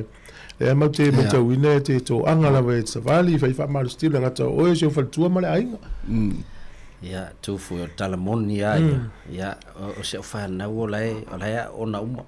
e le se se fa ngadwen ya atapa ai le nei vai te mil to telo la nga tupulanga le ma to wa fa langit fo la nga le tai ya o la fu ya la iti fa na ya pe mena tata fe fu tai ta mai ya ele le ya a fa u mtu a fu le tau sami ya e to anga fu e fa malos tata mana tata matua o tata usanga stu langa fu le tata va ia po fe o nga e la fa na po i le a fa ngadwenga ia apule alofa foi le li e Mone no ainga, taola ia, ia o tavaini ata grandkids Ia, na, ia na. pe ona nau tainga nau tatou ia ua fai whanau a nei taimi ia e tā ua ia le tau mwhai malo e vai le fōma Ia, mo- a whamai fōma soli ia ua e tau mamafa Ia. alu e tau tipi le ai ma tau whaisina exercise ia o le alana le te lua mata o te leo au le whai ono so fia o tau lengi ia So na fa malu si au fu ya mato. Ia, o le fia o la umi ia vai po fe tau nu ia tau mwhai ngal whanau Ia. ia ai mai se fo ia ngal wenga lo tatu tau e le ngata i tau toina le malo le tunu ia tonu fo yo e kalesia ma tulanga fa penai nu uma manu ta mau tatu ai Ia me se ai au tu e la iti fa tua e tau an. o le talata ua la iti ana o tas Ma lo. Ia, e me o kilani e me se le o banga le vai tau. ia o le tulanga le mato ia tailo ia auto o le melo e mato a tu tu tavali ia o e peita te vai ato e umana e te tu vole tu lo tavali ala uto tala noa na ile e pa mu voi le peis fa mama a venga mai voi le Le sauli le. e matua ia fia soltato pensini mena ia o telena ia o le sivila me mali o te o te vai o to tele wila vili vai voi le mo la wala ai sa le masani ai ia o afianga ia la o te loile na mato Tatu. te lo foi e o foi ia o to ia la ia foi nei ai nga sa masani na momoli tamait Ia. ia la o te o va tu po el pas Ia. ia e tau fai fai me na ia fa fai ngofie nei vai temi ia o fai peta longa Trump male o lila yo ia esa o ia tala voi ia e fai ele si me a tinga ina me le si tu o tatu e dai ma si so tatu e ia nei tau o vesela o lia ia o te lele a fianga o tatu te le lopen lua mata le video a stama voi le lima ola le fai ana tonga la o Samoa na si lo le pensini Samoa usulo le si aso ia ala tamo mika e tulana lan fowidi e te fa longo tu ape la malingi lo i mata o mika voi le ele vai atu le alu la to lungo le tau le o pensini ia vai atu o to se la ele o tu to se la li masfu ele o tu vai atu la sot la ia le tu vai atu ia ali mika ona foto atu o ele tinga le na wa lua nei masina pe apo to lua mato tinga a fa taita to malo ona fa to ato wo ia no no fa si umio o tau fa tato foi malo e pui me sa mo mai si tanga Ia esa. Ele ngata na wa tatu u tatu sa mo o le malanga sa mo o le mili. Ia o ve nei base se le ni usila wa masani tau sa o mo sa special Mother's Day. O le afe lu se la u le la tu ya mato wa lu sa mo one way. o te loana le tau ta nei mai ava ia pases e alu fo i Samoa ia tu fo ia o le mea leu te about te mai tau wina e tau santa i tas e tu le kari il tinale nei ia tinao tamit ia o nalu role i Samoa ai alu al te mine o Mother's Day te lola ia po le ale tulanga na fa senga mai lava el tato au fa ngol na tulanga Ia o na ia fa ina ia inga ia u was mo. Ia o le wa tu e tau no me ko ia sa o le ia o swinga na wi mata Wellington e talu na si ile pensini ele mo mau ia tu foi manise wa tele na o ia tanga ta fa ngalu nga usulta pu ia no fo afi e tu ta va ni fale ia wa mata foi la ona le o tu va ia le tu nga va le poloka o wala le temel ta o le vadu le nga solo itai ia ono tulang wa tele la ina tu ta vale a inga i fale ia e sa va ia le wa le e matan sa vale vale foi si o e pu ele no fo afi ia la loe o inga luenga ma fu fu ngai taile Wellington ia ono tulang lo il pensini taimin nek ai o lisi fa sili le pe pu ale sa esa vale na fi ia ile pakale ma to i ote e se paka fa pe i o kilani vole le ia ni me fa malostino wa le wa o ia i na fi o le tele o paka o te lo se vaenga le se le active your councils status a fai le paka o tam fai foi tu i ma masini fa malostino e la ia paka fa pe o kilani ai o te dei va ai la se paka foi le matua a toa le ia masini e peila o peila paka le o to le i po rua ia o te e to o te vai atu pe se team a toa le wa o le toa le al mafofau le tangata le na ia tu fatasia masini nei to le o la fo ia ma instructions e fasino ia al fatino o lunga pe a tele pe tolu pe fa masini o la fai tau nafi so to ti a pe sfulu dua pe sfulu lima masini ese le ia o te le la plan me la ya lu tongi la tu per team a le mau o masini ia le te alu fo i tonu yo ia malisi vai nga no vai walen sa no mai tu foi fa mai e telefone sa valia yo wala kin male fta wi nafi o tu langa no vai pola me tu mo te mai tai le fa nga no le auto team ne ai se ele mani ali wa la wo te pol me na to mai tai fa tanga il vai nga le ia na taua no fa le wo te fa mo tu fo le yo fu te o te halua ina il te lo te minna ia tam faina o ma ave tu to dua te sa valia o isi te mi o ta wa ta la fa ale wo sa va tu e ma le te lo ya malanga e alu lo sa valinga pe foi la na fi ma lo aso esa o ia o le o va nga umala sa e fo sa po lo ni tau sanga tanu fai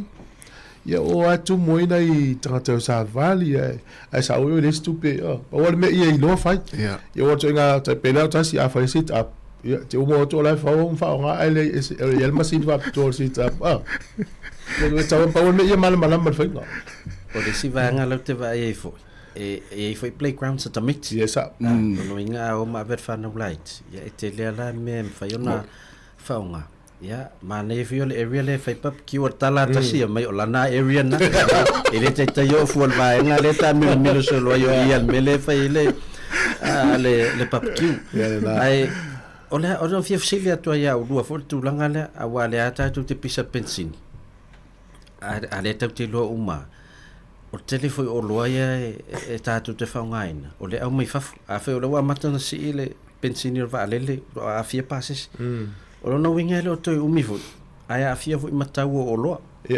o no le ai mesa o lo ye mai i va o no winga e te tau na tatu ta pen na fu i se tu langa fu le matau na tong ta o me ai mesa me ai wa me ye e te le na lu ye ia se le ni ai o le fa la tala yo ta ye sa mo le o le va ya solente nei ia malam tanga le va ya so me tau ina le to ya ai me le ka wa to tela nei tanga ta o fi amanu ya la o fi na iso e tu fa solo ya lo winga la e le la fa sa o ele tu pe al fa tau le ale o mo mai le e pa o lo le me venga ta le ma tu ni o le fa ngo to le pa u fa nga ta le to o tanga ta fa ngo to te le lo po le fa to a fa tala le a tu fue wa le la fa se fulu e no sa o te le va ai se pa u ale ana lo mata mai ai video ye fa ya tu na ai nga pa u me fa ya ele a fa yo a va ya te mi o te sa wa ya wa nei mo ni pa wa nei a to alu fu ya no vai me foi le to fa ya tu lu ai ya se fa forma ni pa u ya lo fa mai o le nei mala mai o kilani lo me le ta telefoni pe ata tu ni uso le va ya o la tu lango ye to ta longa il ne veyaso ya o tasi ale mul ta longa por me le pai o to vaso nei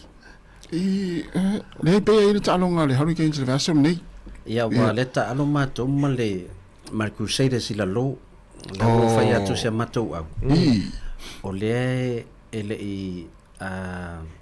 fa ya ina le crusaders la to malai fo ya na ngau le na fai tu ta lo ngau le na fai mai i tu malai o te le mana o le avel ma tu au ma au mo tanu i malai le malai fo le a tu sei a wala no inga mo tu ai ti nga fu yo te linga le wali al ti sa mi si o tu fa pia e se le mana yo malai fo as fai el tu maliu le lo e le i la sina no te inga ma tu au fe inal vai asol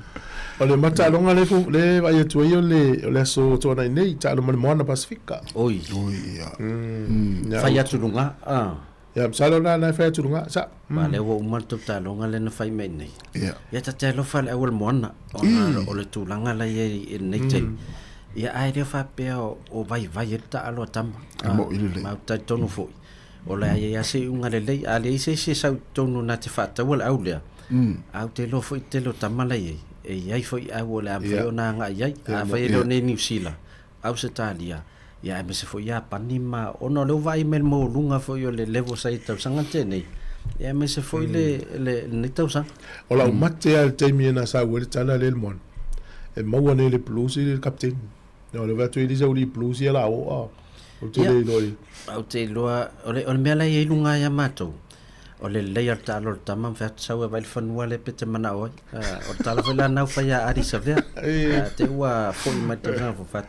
sau vai le si fa e kana talange o Bowden Barrett pete mana o au ta for city ya te ilo ni te ule te fi fo mai ta mai nei o le lava fo ai pa ua mai tu o le sota inga ari ma le si fa ya o le la fa ya o ya o to le tau sanga fo e fa ya si va vala lata yes ia le lai tau matil to tele ia i te ua tala no ia le whaia onga le whaia onga ia auto le whaisa whaia onga le Hurricanes ia ari mo le tau sanga fau ia peo ni matematenga nā ne iai ia langa e wawana rata so ta inga ari ma le whaia onga fau le la whaia onga ia peo alu ari ma avea tui ma miracle whaila ia te le sao sina fu ia lo se tato atunu a fu e le mata mai tamiti sa mo a fa miracle na sa wa male awa vai lele sa tono le auto to fito sa mo sa wa in New Zealand development tono moana o miracle o te loele o popole pe mo se sana super rugby to na fu ai mo tino la wa ye kala pu ya pan ma kala pu fa ma o farani la wa man o mai ya pa fa pena ile o man o fo ini au New Zealand ava ai le impact o le tamiti ia male mau ta fi fo o le o ise tamal man sa mo te loa e tau le su e seven no miracle to no tato au mole por la langi to sang fo o tangata le te loa le ono por le valo por fitu fo por captain fo ia sa le ale faile mata no mata sile temina na le wa mata na la sa vali le lua la ngai to lu to sanga le te talo miracle mole man sa mo mate lo pe le lupu tala no racer o no sai se umar stand down period ngai tolu tau sa ai te lola na langa ele o li ia ele TV le sky le tala na ina o to ta alo lo miracle man sa mo le mele na o nei ya tau so sa no fe sidi lo le sky o ele pe down sai atalo ma miracle fa pe e wala pe ya la sa o tala no racer ile pe e mautino lava e mautino lava ia a fuele ele melento sa we miracle ta alo o matua mana o mia le tatou au leo le woka ia sa awa o temina wo ai au sia mani mata mana o tatou le saoi ia ai fa tai foi ne ia lo latu o lo fa mo mo la vasia tatou au ia talo se ia o le me foi lo te tau ti tilo martu au e sen mana yo te tamiti fo ia to no to har sa e foringa mai le o ta pena auto mo te mio e se toile o li tuai ia a fola mo lungo le o tu langa la tau te ia vai uma lo tu talong man moana tu talong ma le blues ia ma tu talong muli ma le crusader la lo ia ala te lo mo ti no to top 6 ia o ma to fu ia e faisi about to crusader Hurricanes ma Chiefs ma to fai ma talong e ta wala na ma lo i se sio talong na ina ia tu ma we to no top 6 ia ai ona leva ia tu ita longa ole Reds male Brumbies ele o mamau tele au ta longa o mala to le fe stadia e to ta alo la to lo novinga e tele ala la no e sa o mai ele Reds male Brumbies to no top 6 ia malo la tas pese vai fo ni temi ta to tal no le wale ole sa ni la sa tina fa mna to tia ulua le ta ti tal no i la fa ngalonga lo tu ani tina ni va yaso ole uso ta uso le ta fa li man fa mna to sa foi la wa la ofisili mesio to lua la to no la sa tina o fa at o ngalo ya el mali wal matu ai ngari ta no la ya ta sa to visitas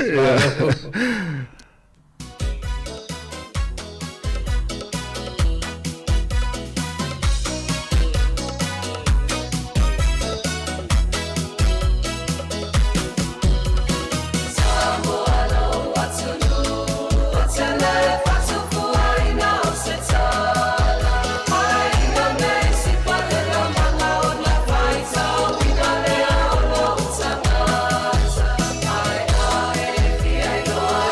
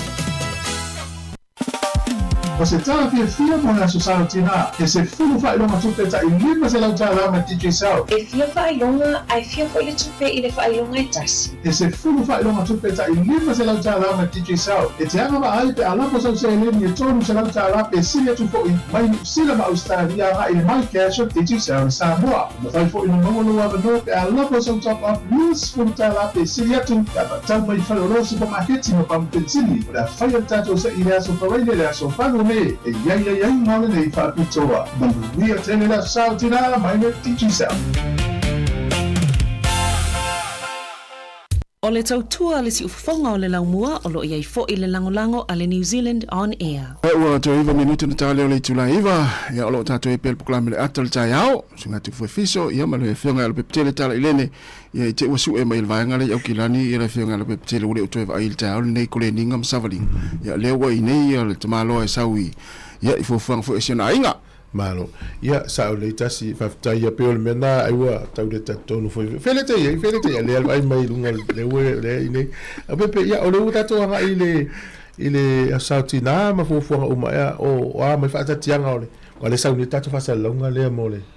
se fu tato fa longa se fu tato fa longa tupe ia de la se ina las foreli ta lors fu luar pola stofi fa ngata lo tato entry sa mata fa tato se ia te lo le lau tam fai fo e fa e au mai tato resort ia u lua ina lua a fa ilo fo ile tato pokalame ia na o mon fa mtala to fo ilunga tato fa lau lo awala ssm fai ona e angava la force le ni fa nga ile le mai cash at yourself ia mo tato la ne ni sila ia em fa na fa nga ina click excel la fo tupe nga ile my cash ia em fa na fa nga ina le ria fai fene whangaina rocket remit ia olo ye maisi company SS ia ai e taun se lau tala New Zealand ngai lunga le se leni e lafo taunu i Samoa ia ole rate tal vanga le click x2 fue about te lo le fe masana lafo se leni ia la vanga le ia la to rate ia na le lima tala fu la to fi e lafo ai ia te le na to vai fu le afa pe la tala lima ono le se vanga ia masalo pe tala lima valu la to e tam fai afu ile ai mese ala pe ala fuana ile my cash ia ele le la to rate ia afa pe fu la te mana o te wild tatu se ila ia fa tau so top up la te anga va ia e alu dairy ia por supermarket por pampensini ia e luas futa la por tolus fu por limas fu e town fa atau fa tino la va la fuina lo il tatu numero over se la dunga pepa e tauna lafu ia mo so wa no tono le ol tatu se ia afa manu nai ia mo wana lima se lau ta live so swani foi ile aso tina ia le saf sini me mai van nafi va fia ia ma tu ye le ni ka pe lo sunga e olo ai les farile te ia tina ta meti le vato ol ka e alu e faisan na fatau ki te au ia mana ia telefone na fato fala inga ioi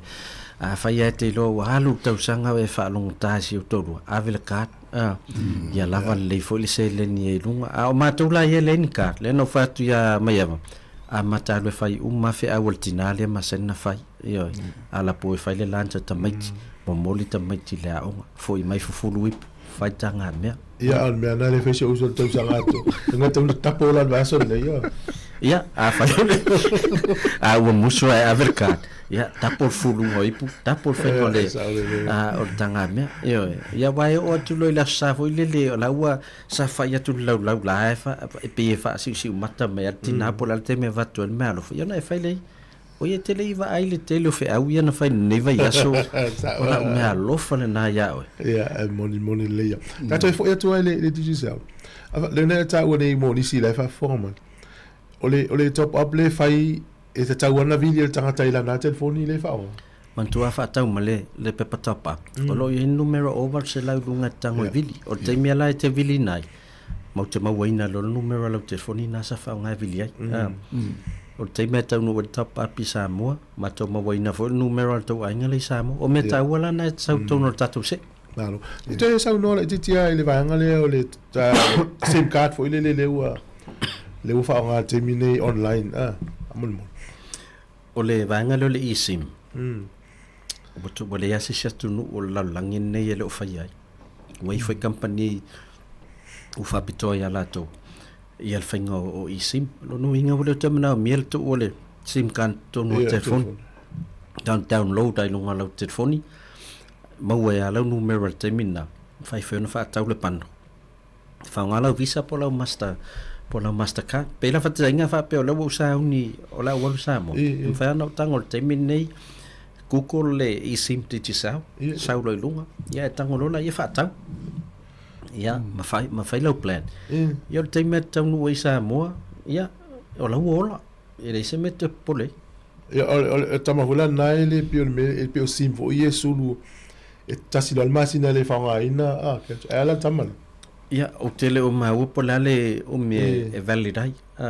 Awai, ia te au ia whai download loa. E te tau antu mau e lunga lo telefoni. O le ala, le utango o pinatu le vahanga le.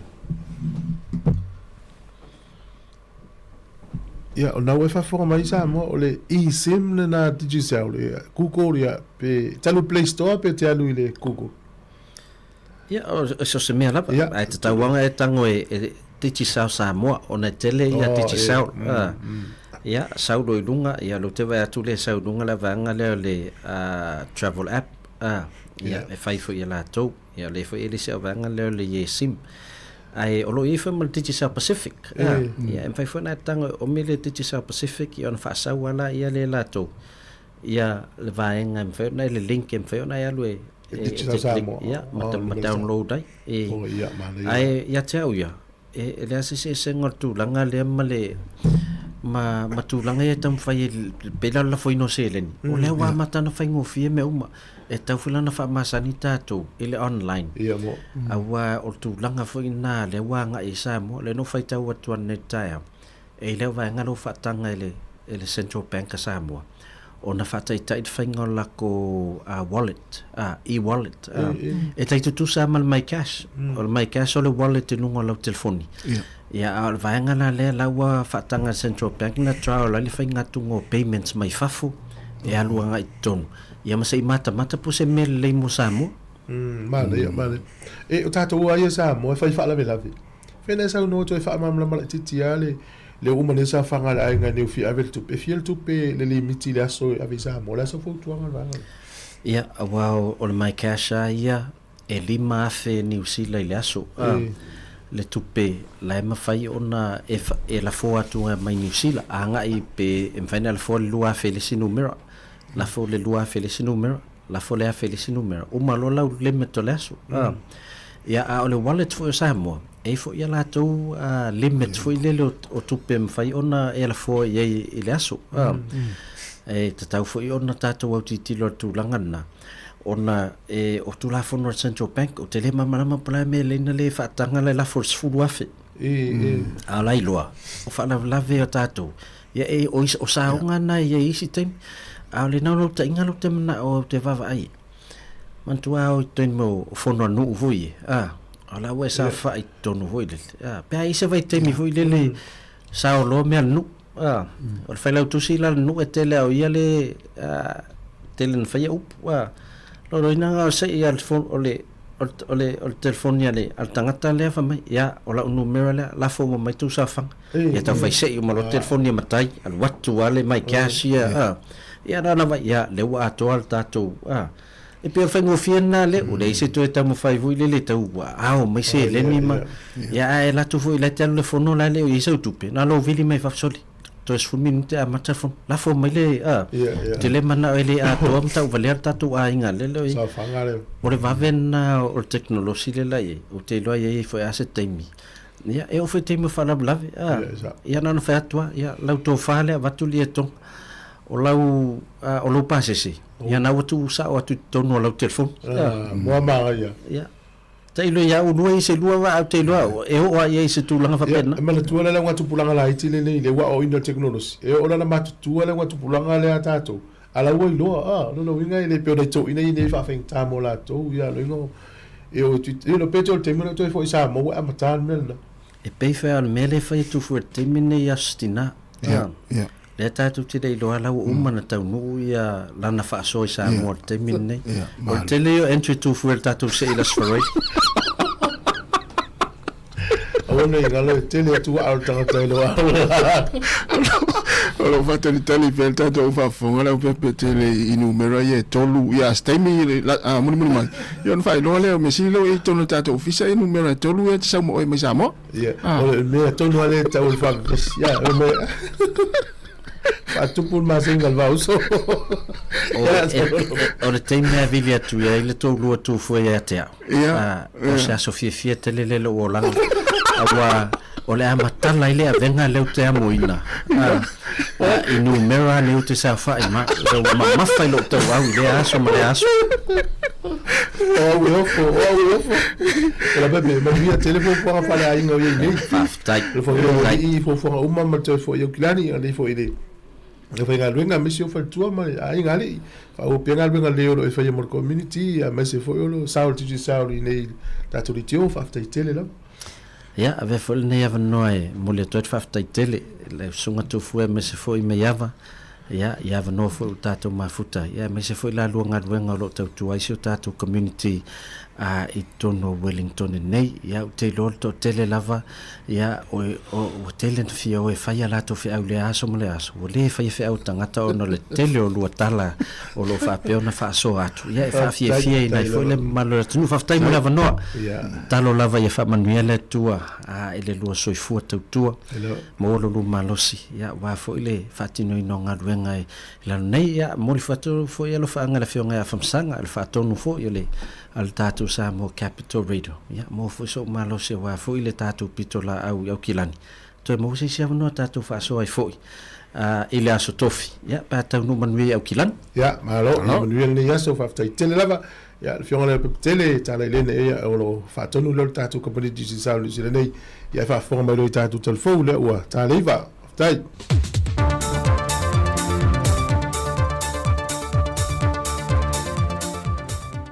Tātou te tau whai whaafitai pia lawa i le tui na o te mō fwile nei a wanoa ma le lau toi whaafonga ai se whaapoponga o tātou telefon mai sa moa mō le nei whai asu lua. E mana tua pēr le whaalapo tonga le tine mōm whaaflawe tupo whaafosei i le aso lona whaa le maasino me i tau sanga teitasi le soifua tau tua o li matama i tai tine mō na mau soifua au ngalulu e le whaatino ino tiute i teimi e tali atua i mana ongo le atano. O le vai aso nei na whaamanatu i nai le aso whaapito o tine mua li imatama i ta i laulangi atoa e toi tō manatu e le tāua telo la lātou au o nanga. O le whionga le sui pāna mia le tama i ta i a mulipola ana rosa a le mōri o. Nei e sau no le sau noanga au tū ma whaala ai au wai i le aso whaapitoa e peo na whaamanatu i nai i lona ofisa au tū i a pia. Wa wha au tuwe dan wha la tonga o tine mōre nei tau sanga, ia tai mua i le saonga le mō, ma si itia le tali atu. Na toe wha manatu e le whionga le sui pāre mea, le maita wina o le tūlanga ese o le nei tau sanga, i le tūlai mai pēo ni mū te tele i nei māsida o tuana i atu.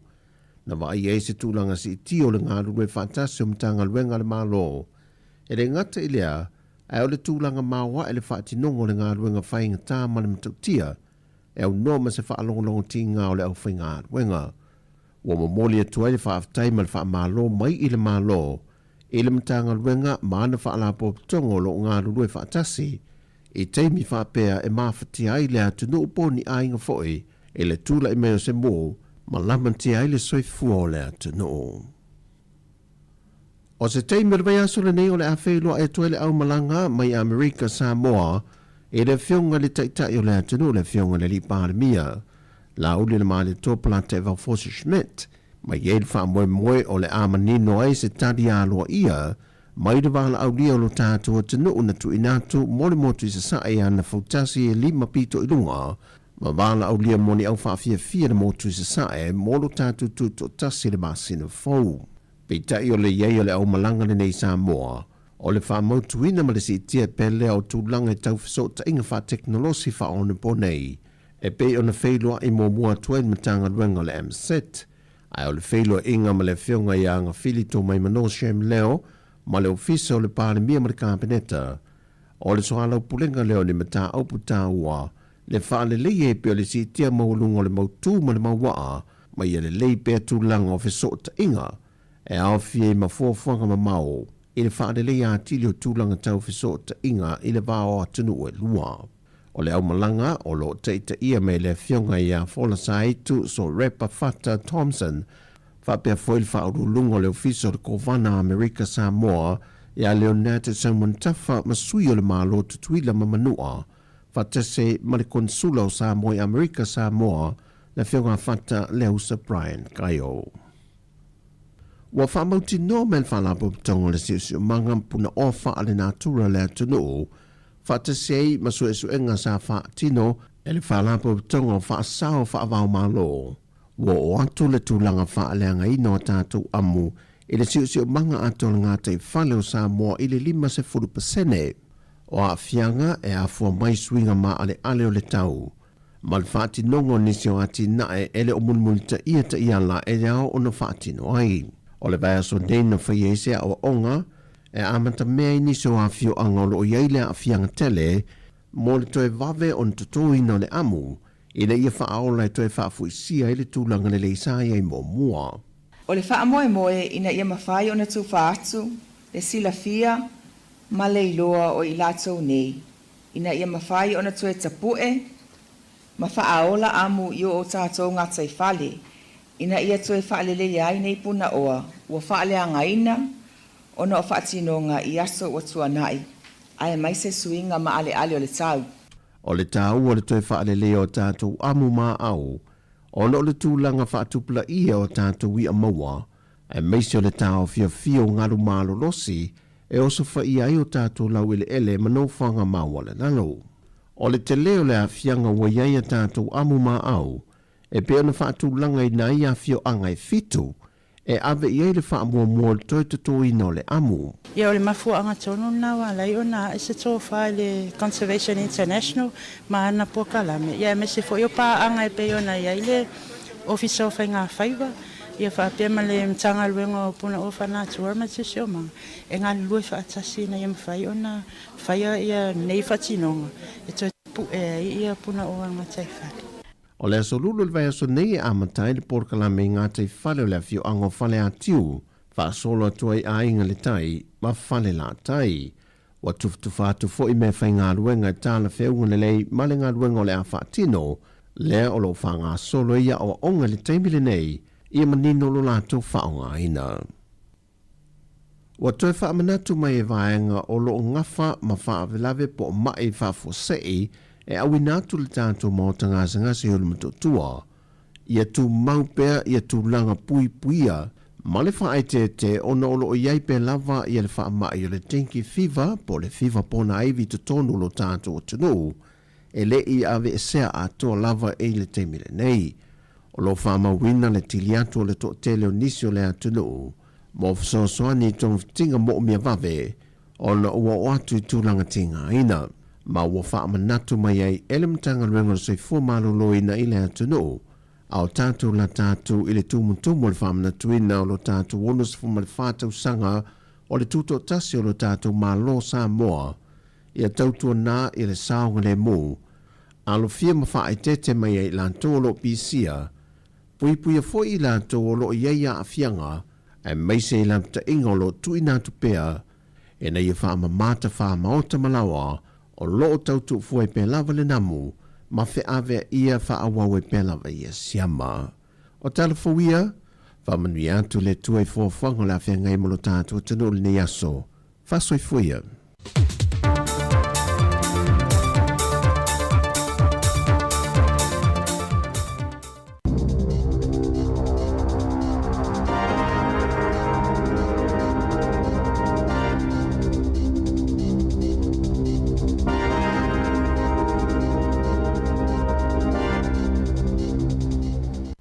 Talo whātu le nei vaenga o telefou o le tala mua. O whaitio ina malosi e whaia o ngā mōmata upo e au whiai le musika, o le tekonolosi, o le scienisi, whapea le tala whaasolopito, ma le PE, po le physical education, i ata whaateitai ia o tu ina mai le malo, mo le whainga o le curriculum e te tau na whaonga e o au ina ia ma ta upu i le tonu o aonga. O manatu malangona tusia o whaia onga e pei ona ta ua i se lipoti ele wales whaasa le laua New Zealand na ta ua manino ai o le curriculum mo le musika e matua le mo whai lawa na awa oina ai o le whaasai nisi po o le science ua matua ova i le tele o vaenga ua whainga ta ai o na awa oina e tau maisi ai o le mata upu mo le whaamalo stino po o le PE e le tau ono toe tusi ma whaatu langa a toa le ata o lo tu lai mai ai le teimi nei.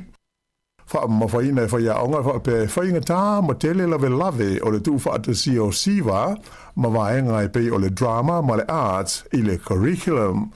Ai o le mata upu e awhi ai te konolosi e le ngata i na whenumi ai e le au ngā e le ma whai o na whai. O le vai asu taruai le na whaamuta ai le whaatara no i na wata whaata i tai nei po o draft se ono mo mata upu e au i na ita maiti mai le tausanga mua e o i le tausanga se furu.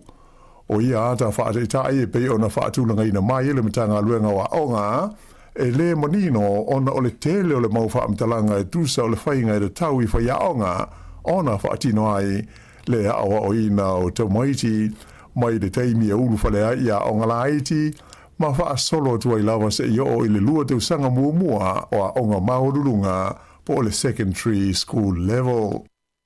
O se teimi o le te usanga nei le ma na o le maa loe le tau na wha mautu ai i a curriculums umanei mo le wha moe e le tau na amata na wha onga ai a onga mo le awa o ina o le science fau, wha pēr le social science, so i fua maa loe ina a e whapea mo le whaamalo stino i le tausanga a sau. Ai o le tausanga e lua awhi lua sifuru e le tau ona amata whaao ngā ina ai curriculums mō mata aupu e awhi ai te konolosi o le arts ma le awa o ina o isinga ngana. O le tele o pule a onga na o lātou whaalia ua wawe tele le taimi ua se ona whaananati ai le whaatino ina o ia ngā luenga e le mata ngā luenga. Ai le ua whaai mai e le minstawa onga ia Erica Stanford ua le o toi mamau nei se teimi ai tu ina mai sa na wha linga alo ia e tu sa ai o curriculums fau mata upu e le tau o na aoa o ina ai ia le whanau i le tonu o pōtua onga. A lipatia mai le siri atu i le whaatoluina le maualunga ua si itia i ai le tau e whaapipi nai i a mita o le suawai i le tonu o le lau mua i Wellingtone mai le tau na mua i fua nai i le tausanga i lua awhi lua se fulu. Whairoa mai le atu langa le pūlenga fau ua i nei o le suawai mo Wellingtone le e whaingoina o le tiaki wai. O le tausanga i lua awhi lua se fulu na fua ina ai le tau atoa e whaamita ai le suawai o Wellingtone i le se lau fasa funu ma le wha miliona tā la. Ai o le teminei o le ua o atu le tau i lau wha inga i lima se lau iwa se furu miliona tā la. O lona winga o se fua wha le tau, pe tusa le ma le wha afe ma le wha sifuru tasi tā la le tau o le mita e tasi, mo le au wha inga e se lau fasa furu ono afe o mita e mana o mia ona whaia. O ia whaino me lau o matua whai teo ina malosi e le whaalapo tonga le au whailafonga o Wellingtone le e whaingoina o le Wellington Ratepayers Alliance. I se whaasilasilanga tustusia sa atu ina mai le Leo James Ross o le whaalapo tonga na ia whasilingi ai pe mafua i se a o na le mawhai e pūlenga whaaloto i whale o Wellingtone o na tau fiofi le tau o ni ngā ruenga te tele whaapenei i le paketi sa mua i fua ina ai. Na ia wha mawhaina o le tau e wha awhe maona tupu tā la e wha apipi ai le mita e tasi o le suawai o se au wha inga ua owa le lewe taui mai le te tau o na talia. Na ia tā ua ai o le tau e sui ai ia le mita o le vai i le aitele o Aukilani e wha se lau lima se furu tā la i le mita e tasi. E tu sa lea ma le whaaiwa i e taimi e tau ngō fie ai na i lo le tau lea ua whaarioli mai nei mō mita o le vai mō Wellingtone. E pei ona si le fia o le pūlenga lea ua i nei o le sua vai i Wellingtone le tiaki wai ua sui ai i le pūlenga sa i ai mua lea sa whaingoina o le Wellington Water, a lea la o fisili e nei e le Wellington Ratepayers Alliance, lea o ngana whai ai lea suinga, ai o lea o mai ta watu, o wha le tonu lava nei sa iai mai le pu lenga mua, ia foi ua toe tula I mai le nei taimi. O le poa nā nei e toi tu uai le tunu o Singapore e le Parlemio New Zealand ia tui sinave maulu mo tua Christopher Luxon ina ua uma o na saini alo ia se whenga inga e mauti no ai le maua mai peo swa o ma pensini mo New Zealand mai I lea tunu I le lumana ai. E lua aso le whainga malanga le nei I Singapore le Parlemia lea sa malanga whatasi ai mana min staff a moe moina e to lua le minstau he whaataua inga ia Todd McClay, ma le minstau tupe ia Nicola Willis. O le fiafio la sa na tu uai New Zealand e lea au malanga, sa au fi ai mani sui e to aluas fulmale iwa o au whaipisi nisi a New Zealand. O le nganga ma le whaamoe moe au tu, e ina ia sanga whaamautu ina so tanga aloa ia whaamalo o tu nue lua, ai moi se o ngaio inga whaapisi nisi ma he whaataua inga. O le asongofua lea na sai ni ai e Luxon ma le Parlemio Singapore o Lawrence Wong ia le marienga e alo ia ai le whenga inga lea na amata ta pena mai le masina o kitopo le tausanga uamawae I le wā o malo e lua.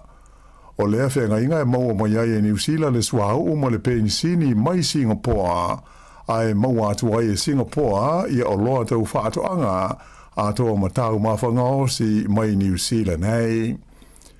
O Singapore e whaalangolango tele I ai le malo New Zealand mō mana o ngā tau le malo sianga e pei o le swau u ma le pensini e maua mai I no whanga e whaamama ai le swau u a Singapore.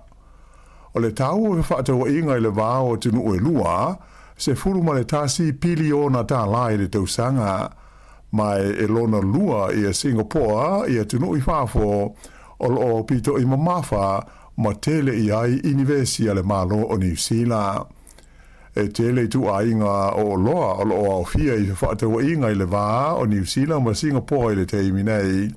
le mafua ai ona matua whaataua ina le wā whealoa ai o tunu e lua. O Singapore ai malosi tele ia tina ai au fi ai le ngau sia o vaila au mo tonga fitinga whaafo mai ai o moisele ngau sia o loa tau I le malosi anga e pei o le pensini ma le swau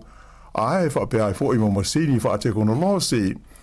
a o New Zealand e ta ua tele ia Singapore ona tina e tau whaatoanga ma le hofonga tau mawha. O lelelei ma le vāwala lata o le vāwhalo ai o malo e lua na sanga whaamautu ina I le whengainga lea na amata ta pena maia au ki topo le tausanga teruai e ngalu lue wawa alua ai whaapaanga ini a tina e te tele se ono. Ai le ngata I lea na I oe fo I tai o malo e lua e de tau na whaawau pēa le whela o inga o loa o pito mō mia I taimi ni whaalawe whaafosei a toa ai mani mala whaale natura e ono tula I mai. O lea tūlanga ua I loa ia le au ngā tele ina ua tula I mai ia le taua I Iran ina ua osa fo ia Israelu ma Amerika ia lea malo tele I le whangaloa o Peresia. E luas 45% ua si itia ai le tau mo uta whea vea ai e se tasi o kompani tele whaale vāo malo le AP Moller Maersk e mafua ona o le taungata ua o iai le tau o le swau ona o le tau o I se sa e tūru tonu. O se whaaringa alo ia mai lea kompani na tau o mai ai le tūlanga whainga tā o na tau tau fiofi lalo o le tau o loa mauta whela wa ai wa o loa maisi ala o whela o inga ona o le luas 40% o le swau o mo mia mo le malosi anga ale lalolangi e ui mai le vai nuu o le Hormuz, lea o loo poloka nei, ia le wheo inga masani o waa o loa ona o le taua. Whae loa mai fo, ia le whaatonu o le whaanapo tonga, o kompani e whea ngai mo le tiute o loa, whape ai le whea avea ia o loa I New Zealand nei, le Freight Forwarding Federation o Shirley Kennelly, o le siti ai o le tau o loa mauta fe a mea ai o whapeo na a fi ai vaenga umalava o New Zealand le teimi nei. Nei e wha mawhaina fo i o ia si tanga uma e moa nea le anta e amo e le tangata e wha o ngā ina se o loa i le teimi hutu ai le ta amale i le pāmu ma le teimi fo i e wha atau mai ai se o loa i se whala loa ma se supermarketi. O le la fonga wha au popo i lunga o le tau o le sua uma le penisini o se whainga wa a fia o mai company ma wa o loa i le laulangi a toi le teimi nei ona o le tau i Iran mai o le mafuanga au tū lea o le taungata ai o mea umo i le nei teimi e o hia i fo i e tūlanga i le la fonga wha apitoa New Zealand lea e ta ua o le intermodal fuel fee e a fia i le whea ave i o se pusa o loa po se container mai i se va o loa o le sami a ngai i se no fuafi po se tawa le foi i lunga o le fonga ele. Iai se mai fau o le misela ua maua nei le tono Wellington mai ua fautu i nai tangata sa fai ainga i se fale ainga i le pitonu o Newtown ina ia wha ai te wa mata i tū le lei le ono a fia i le wha mai. Ua atoa i nei le tolo tangata ua mauti noa le maua i le misela i le tonu o Wellington. Wha i lo mai le matanga luenga le sui fua malo loina o le mai faule na e so tai mas tangata sa fai ainga i le fale ainga wha apitoi me ai mai le Mediterranean ingo o le Trattoria Antelli i Newtown a fia o i le misela i le aso se furuiva o Aperila. Whaelo mai le lifo mai a Richard Vapon o tangata uma sa iai le tonu le nei fale ainga mai le afo le 5 e anga i le afo le 8 i le fiafi o le aso e pe ona ta uas fumoleivo a Perila o le tau nei o na amata o na maua i a unga o le wha mai o a unga o le misela e a fia i le mangeso o le tino mai fautuaina tangata uma e ono a fia ina ia nofo i le fale ma sa ili se feso swani pe a fai ua amata o na a fia ai. O le teimi nei ua o le se funu la fai o no fuanga ua masalumia le ono a fai na ona sa o iai tangata e totolu ia ua maua le misela mai ono wha au popo le a wha inga pe a uma ona visiringia le mai fau le pe ona lipo tia mai. O a unga masani o le misela e au fia i le tafe o le isu o le fiva, tale, mangeso o le tino pe a uma ona maua i le fiva. Ua wha amanatu mai fo i le mtanga aduenga le sui fua mara loina o lo maua pea i le tui pui pui mo le nei wha mai o le misela. E le aise tau o le tui pui pui le nei mo ta maiti uma i le loifo o le se furu walu tu sanga le mātutua wha pe na fo i matangata mātutua e anga wa ai tonga fitinga mo ngā se tū mau. Ua wha mao nia mai le mtanga renga mata aupu wha alo toi whale a New Zealand le DIA po le Department of Internal Affairs le so lo iai leo le tusa o le afa inga o komiti wha ai tū ma lo sa iai a le komiti wha afoe e pūlea ma wha afoe ina le ta alonga wha i tūpe o le loto o New Zealand. E le ngata ina wha amuta ua le o toi iai ni komiti wha ai tū ma lo. Ai o wha pena fo na so lo iai ma komiti wha apitoa ia sa whea ngai ma le sua ina ma le pasia o tālo saka uma e tu ina atu moni so ni tautupe mai le komiti wha foe o le loto o New Zealand. E se furu ma le tasi la wha i komiti wha i tū ma lo ai ono la wha i komiti wha apitoa wha apea ma le komiti tele tasi sa iai o le pulenga o le lottery o New Zealand. Ai o le la o suia nei le na o le ono komiti wha ai tū ma lo po regional committees wha apea ma le komiti tele tasi. E iai ma se soa komiti mo le feso soani mo tupe maua mai i ta longa whai tupe ie whai e lunga o feso ta inga tele wawawe po le online casino gambling. Whaelo mai le whai lau tusi langolango le mtanga luenga o Hoani Lambert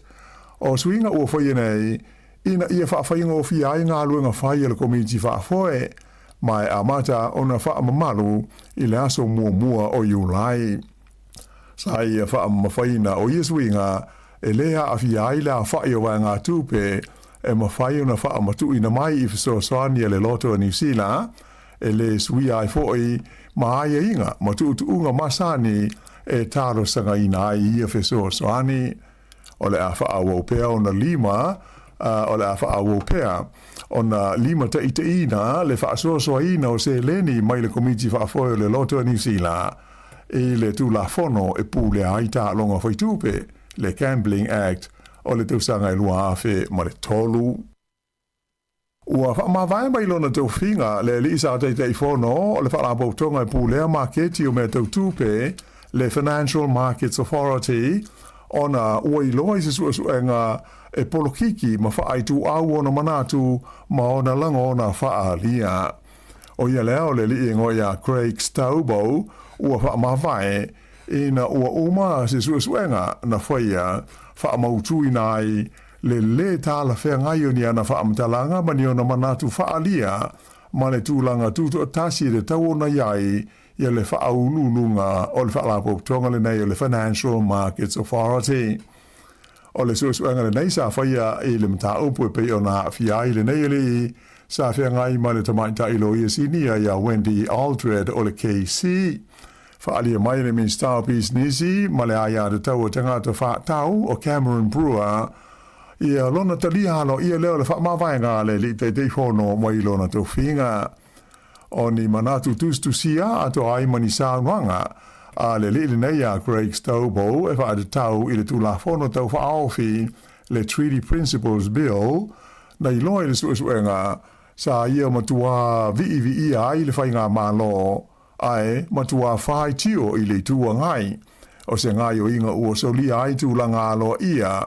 mo se tangata whainga luenga le malo, e le te tau o na whai tu au, pe whai loa ni o na langona I mata opu wha opu whai o malo.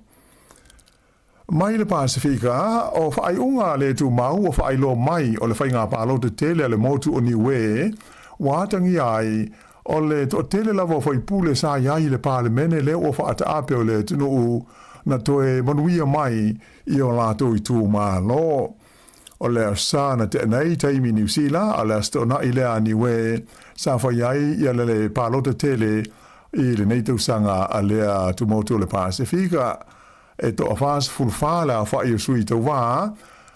na tau wā ai mo no foe lua se fulu o le parlemene. Lea e au fia ai sui e to ono e filifilia mai I le lola lautele, ma sui e to se fulfa e filifilia mai e nuu te itasi po o village representatives.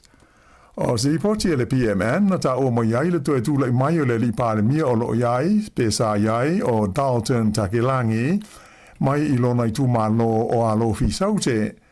O le mai ai o le whaitaunga alo ia, o na alo ai leo le palemene, e filifilia ia seisi palemia so ai o le tunu o niwe.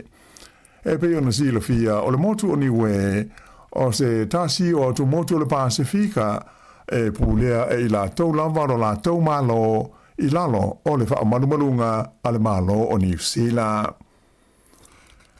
O fiti le tunu o le Pasifika e au pito I te le tūlanga le lei ma le anga I luma o iai I le whaatūlangana o le saolotonga o tangata tūstala o le laulangi I le tausanga le nei lua awhi lua se furu ono.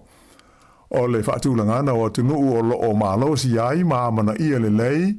ia le saolotonga o le au tūstala o le laulangi mo la tau matafa ioi, e pe ona whaamao popo ma whaasala lawina mai, e le whaalapo tonga ta ua o le Reporters Without Borders, ua tūlai mai ei fiti le nei tūsanga, I le tūlanga lua se furuma le wha, mai le au whainga se lau walu se furu o tunu o le laulangi. O le tunu o Papua New Guinea, ua sisi ae I le tūlanga fitu se furu tolu.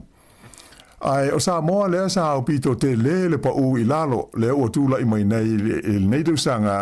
I le tūlanga lima se furuma le wha, ua wha amtaraina o se pa ua o pito maua e leo le tūlanga o Samoa taluona a mata whaia ia wha amaumaunga I le tausanga I lua awhe ma le lua. O tonga ua pa u I le limas fultasi mai le tūlanga whaasa furuono sa iai I le tausanga na te nei. Ai o New Zealand ua tūlanga lua se furu lua Whaatusa ia Australia i le tūlanga tolu se furu mani tolu. Whailo mai fo il whalabo tonga le Reporters Without Borders o se teimi mo mole nei ua palasi atu ai le siri atu i le awha o tunu o le larolangi i ni whainga tāma ni whaafi tāuli o ngaonga i vaenga SS o le saole tonga o le ngā ruenga le au tūstala ma le au whaasala lau.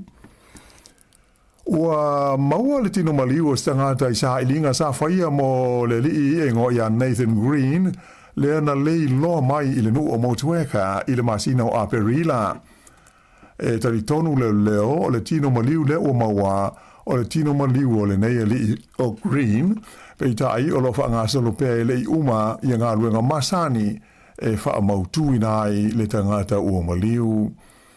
O le tangata leana le iloa o Nathan Green e limas fulua te usanga o le soifua o lo ngata mai la sus fulfao a Perila o na maua lo na ate i se mea pue ate i le awala sa savani ai o ia ma muli muli ane wa ai ai se tasi o le tunu u a o soifua pea. Teimi nei, o tu inatu le nei mata aupu mo su enga masani e le ofisa o le pule maliu po o le corona. E luani mafui e feo lolo le malolo si sa lui nai le motu i matua ni sila le waweao le afsana te nei. O le mafui e mua le sa wha amawina le malo si le numela wha i le masini fua mafui e o le onga te tonu sa iei lea i le sefulu kilomita i matu sifo le ai o Porirua i le Sami e la talata i le motu o Mana Island petusa o le kuata te ai le tolu i le waweao. Ai olona lua mafui e na whaamawina pe tūsa o sfurui o minute te ai leiva i le tae ao o le sa mai sa o ngā tonu e tūsa o le 5 km i sifo o le nuu o te Araroa i le talawhatai i sae po o le East Cape. Tō te le la tausa whaalongoina le lulu malenga lulu o le whonga ele i le taimi o ia mafui e lua ai ele i aini li poti o ni mea na whaalenga i nai ua whaailo mai le nei taimi. I tālonga hoki whaale mao mā loa le tūpao ta mai tai na tūlanga wha le Black Sticks a New Zealand i le tauwanga sa Hawaii i le ai o Shangsu i Saina e lima tunu una tauwai le ta musanga na sue ai e New Zealand ma le au o Saina le pine apa me mea le ana manu malo ai Saina e tasi i le ai. Ai il tamisanga atoa e lua malo na maua le Black Ferns al Black Sticks ai whao na whae ina la lela ua se atuai i le tūlanga lima. O le tawanga le nei saina o se vaenga o tāpenanga le Black Sticks mo le tamisanga o le ipu o le Nations Cup le o le a tarimalo ai New Zealand i le masina fau o Iuni. O le whae unga lea o telefau.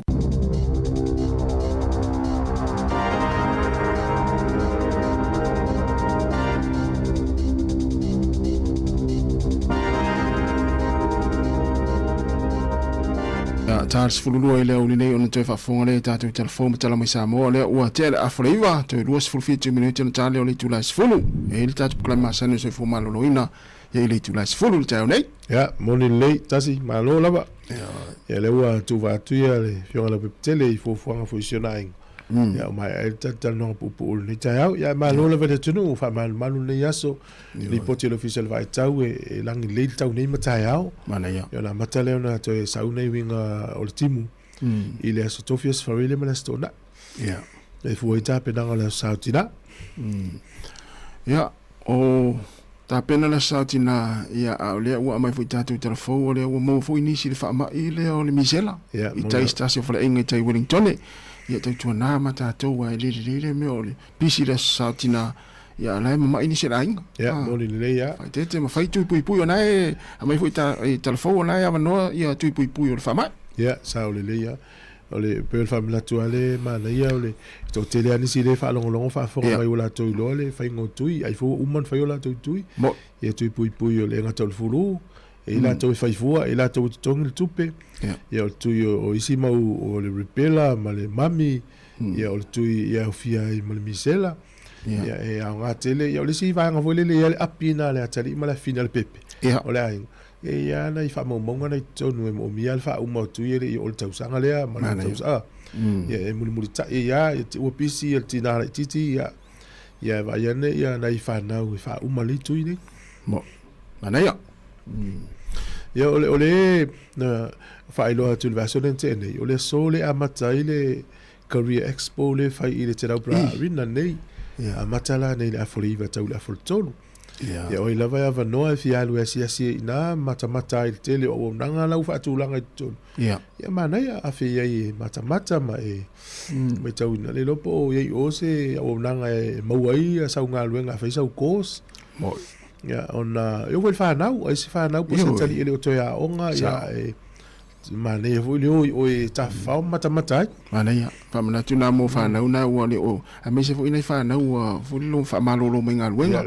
no tu langa lo ia mana ia le fa ta sima tu o ia sa lava ia tele o nanga mani se vaenga na e pete wal watu e mo wai sa ngal wenga nei ia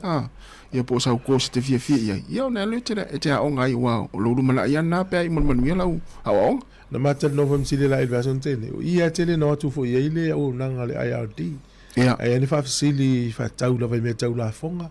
ia mau tu nale le os foi tau sanga no vai la o nanga immigration ia o le tele yo nanga ese me sia o nanga o politics i sia o nanga le tau sanga te nei o le o nanga le ia o tingo le ulu ia o tiu yo ma nei o fa fasili ai me sia la tele o tatu fa na u fa le fie nga luenga officer fie nga luenga nga yoi e o nga luenga i fa i awala te tele fa le tele ia yo palama ka muta ia o na ele fa pele o tulo mo nga luenga e tele tu na ia o nanga la tu fa ilo mai pe to ya onga mo le fie masina fie ta usanga a mata le mua tu ai lalo na wa e tata mai ti fa pe na ia fie nga lu fa fo ele fie nga lu tonu fal na ia mal foi mu to tele la malo losi tu pulanga tala vo e ngai malo losi tele maso ya mo fanga au ole si foi eso no walu ile expo fa pena fa ye polisia tau fa la na o to foi va ngale fa la lo ina ile ongol au o fo le tau so tanga te ia tanga te yeso al le to tongi mai la mana ya ai e tele fa pela e te la tulo e fenga luenga e te ui fo ia ina ia onga pe ia masina ia vai ya wai ni te ole leile au sa mo o mene ia o sela o na telefon swinga ia lo inga e tala no malvanga ya o me umala vai lo son da sina o na mana ia lai umi taimi a fale vanga di tolu le fia a fale a fale tolu oka ti le na taimi o ia mo ese me mal fal ia na ia ai tu la tau mafa ia matele lo pe fa ini me ai pe le ele ole unga na fa mo ile la mo ile le o nanga le wins working income na New Zealand na uva ai ni si o nanga mo na itinga solo parents na itina ya na oia por tama foi na oia ile tu pena ile fa man yang al malo so soni pe ato fialu le solo parent pe so avesa na onga e mo fa na o tu lima feta la mo lungo tu pe fenta sanga ia fa te inga fa peole o tina o la uto fia fenga luenga e iso to mai fa pitoa ia o malo molita mai ti alu le anga fa yulu fa ia te o yulu mfolinga o lo ma fa ia na alu le win se fa sa appointment e mai tala no ia ila muta upu ia fa peola ko se tolu af ia na nga fa tia lima fe na fa tu mana ia fa peola ua fia plasa si me la ma fa witi na ia e fia failo na la isene la ua fia aveloli wa telefoni na aveloli ave pasi ave lefi ia po ala vanga luenga fa ofisa ai lalo le vana o le e sau lalo lima fe ia na e mo so sangi le winse mana ia te fisili ai fa isa appointment e so sani na ivanga na fa tele ele silfia Wala mana ia. Ni atu no tele ava no. Tata tu le o sa ini po fe mo ai fa tu pe ia va fa pena. Ia sa o le ia o le melna tas. Wa tu se so ni na o fa tau mo o va ai stasio o penga so ta inga so ni fa sa winor so o mal pensini. Ia. Ia o le va ngai ma sa ni fo tata no ai si te. A lo fa person me mai ma sen tata no ai tal no tata li ti o le sa mai fa tuanga. Me fo le wa o ai alu se ta vale ave stangata e tu fa fo se ta vale a o no so fa le alu ato ia tu nga ave na va viena o mal benzin no ta vale me vole le a ona fa au sol ta vale ya lo tu yo so malo sil ta vale a ona tu te mi mai lue le ulol pase se tu fa fose tu nga vela na va vena umal pensin o le si tu eva e alu te le pensin o lo felua i ma se uta ma fai la uta vale ai tele mana o mia per me le te la uta vale pini polo tu i me tua ai ni uta ma fai la uta vale ai le mana o mia ai ma fai na vese ta sina va nga tele pensin ya no foi la ma fa le uta la te felo i ma we al fa tu nga le o mai ya afa pe ma fai a vese le uta wai le mo mia ya ta fana na vese fa fie le tu lo te vai tu lo ta vale e le fa fie o lo te lo ya nga fa fie te mi lo ta malulu fa ma fan il fale o va tele o tu mu tele tu lo ta vale e le fa fie mo me atau ya o le si vai na so ni mo ta to so ni te mi va vela lo pensini o le va pole a ma fa yana e tango ta ingala le mo le malulu mo le ki va so a to le e o ta vale a fa na fa ava singa fa malama fo le pito tu al ta vale pole au ta fa sa usinga e fo ya fa na fa wa ilai dai lo le o la fa so a to le e o ta vale ta sina va nga e so ni mai le au wata mai le fa fonga mai au fa ta mai fo va nga le ai so ni o ni i tu ta tele tu pialu pentini a fa fen me lo le vai pa o ta vale tas le na va nga wa mau le tas a le pa o ta vale sala ya mo umal ta vale le le pa tas na va nga va vi fo le tele pensini ya lo yo ta vale so va nga umana e ta una malo le pa o ta vale na le taimia e la na mai la ta vale na fa tu mai le fale ta vale na o mai o le fua leo o le malo pa u luma matua o tanga mal stika na fa pipi i tonu ai luma so se taimia la tia lu e pam o titilo le stika na o pa o le rea mal front le ngo luma matua e no le o misa o al mela ta u mai pe to ese ia le ile ta vale ale u le fatu ese ia le ese la al fua so luma le tia mo le afi e ma fala luma ese la al fua taulana matua se lo pasene luma ai la mai le fua mtolio le fua le ea ia pe tolu lua pe tolu sfulu ai ola ufo tuanga foi le tunu ai alu le fale le fai pa ultava le fesili la oli ina e telefo la tu sila fia ea o fai pa ultava luma matua na mai foi le fo tuanga na tama foi se so ni mai ola le fua e tu le ea o luma pa uilum ia so ni mai ola tama na so le nana o le se utava le maseno feloi le tamata vale vole to titia pa mui aso uma tua pa ui tua lo ngana utau vai pe ale ia vai o pa vole le mana sui ai e luaso va tu to vai ole wala la to alu fale le na fai pa fai di potila yer mele o pa ulo tavale pe yo pa wil pa lo to mai la tena la tale la ulinga ona na fai to pa wil pa lo ai alu ma fi ai to ya malaya ma le si me so o ta vale feo ya lo sta vale fa swing ya al meni o ya lu fa pene la ta vale e pu ya ta to non ta vale la tanto de vese mai for le time va tarva tu le sunga e polin masua malo va te tele la vale mafta mai o kalango ya malo lava le mafta mai ya manu fo nga duenga lo fenga ni ta ya fa matu ai no vea ya fa te tele lava tangai ya tautasi manu lava le ta ya nga tira fa nene manu lava nga luenga Kevin Swoka manu nga luenga le ta ya fa tu ya pol tene te mai ta ya rina ya mafo Eric ya fa tarva tu ni ta ya malo lava le mafta mai Paulasi Piliati ya mai na Amerika Samoa manuia lava le tayao silo polto mai okilani ya singa se nava manuia lava le tayao fa after lava le mafuta mai ya ile tatu proklame ya Rachel Sifa ya le lof tele atu ya tamalea ma mari masile na ei mo oi to es fulu minuti na talea ole tu la se fulu si fonga la mo winning tone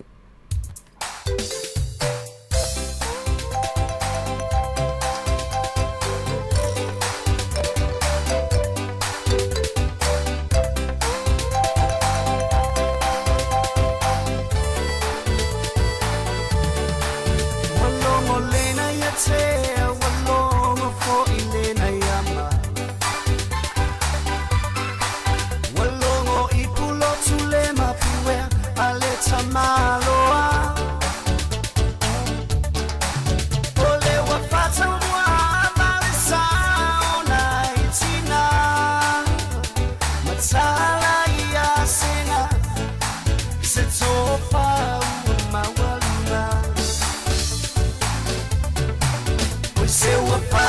tai suila e pailo mana ia mai wa eto aile matu pala pala mole tu pabai vai sola tu sao e auli ayo upu fai wa olo ia le tomai e ai yuli ayo tula i mai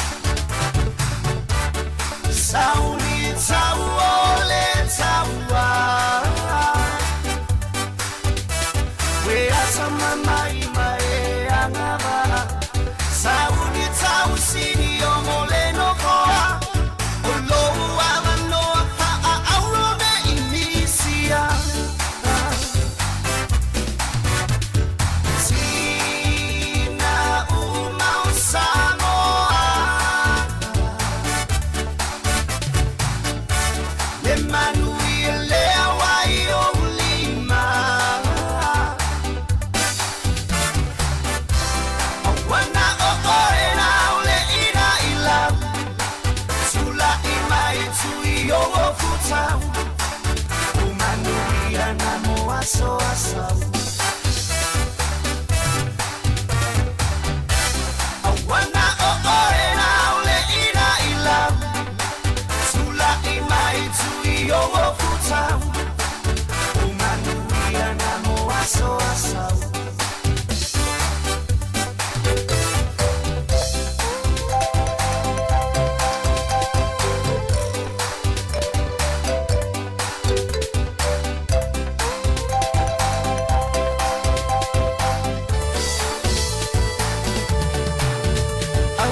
Semana tu maulalo ya oe tina Taua ulangona manuia o Samoa Leilo bitino for my oil lazy minisita o se palenia mole silima tausana Se wa pa apetai suila e pailo mana ia mai wa eto aile matu pala pala mole tu pabai vai sola tu sao e auli ayo upu fai wa olo ia ile tomai e ai yuli ayo tula i mai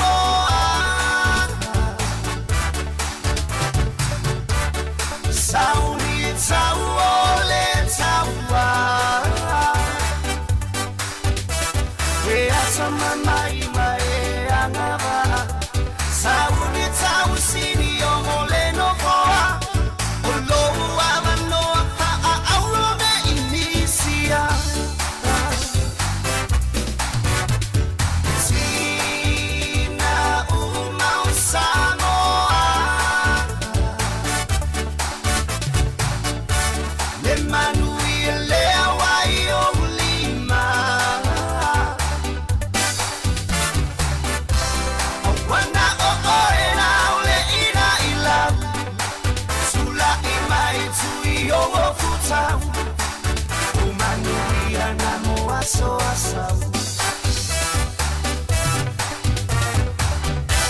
awana oorena ole ina ila sula imai tui owo futa umanuia na moa so asau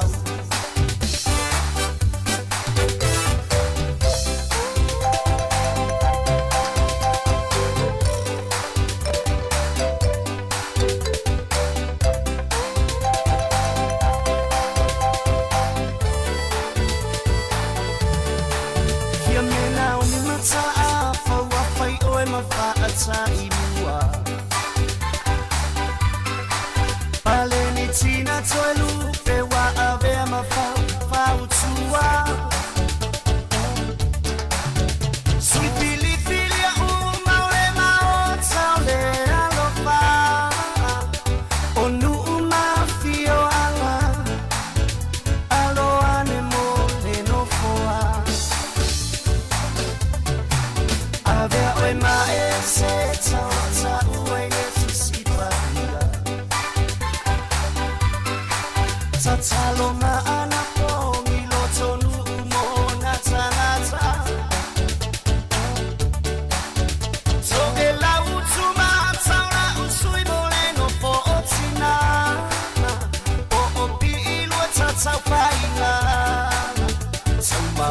Silly for Elena.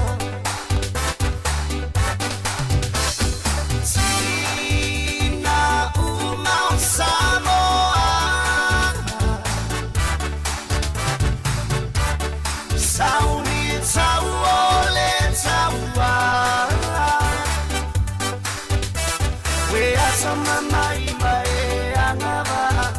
Sauni Tau Sini Omoleno Goa.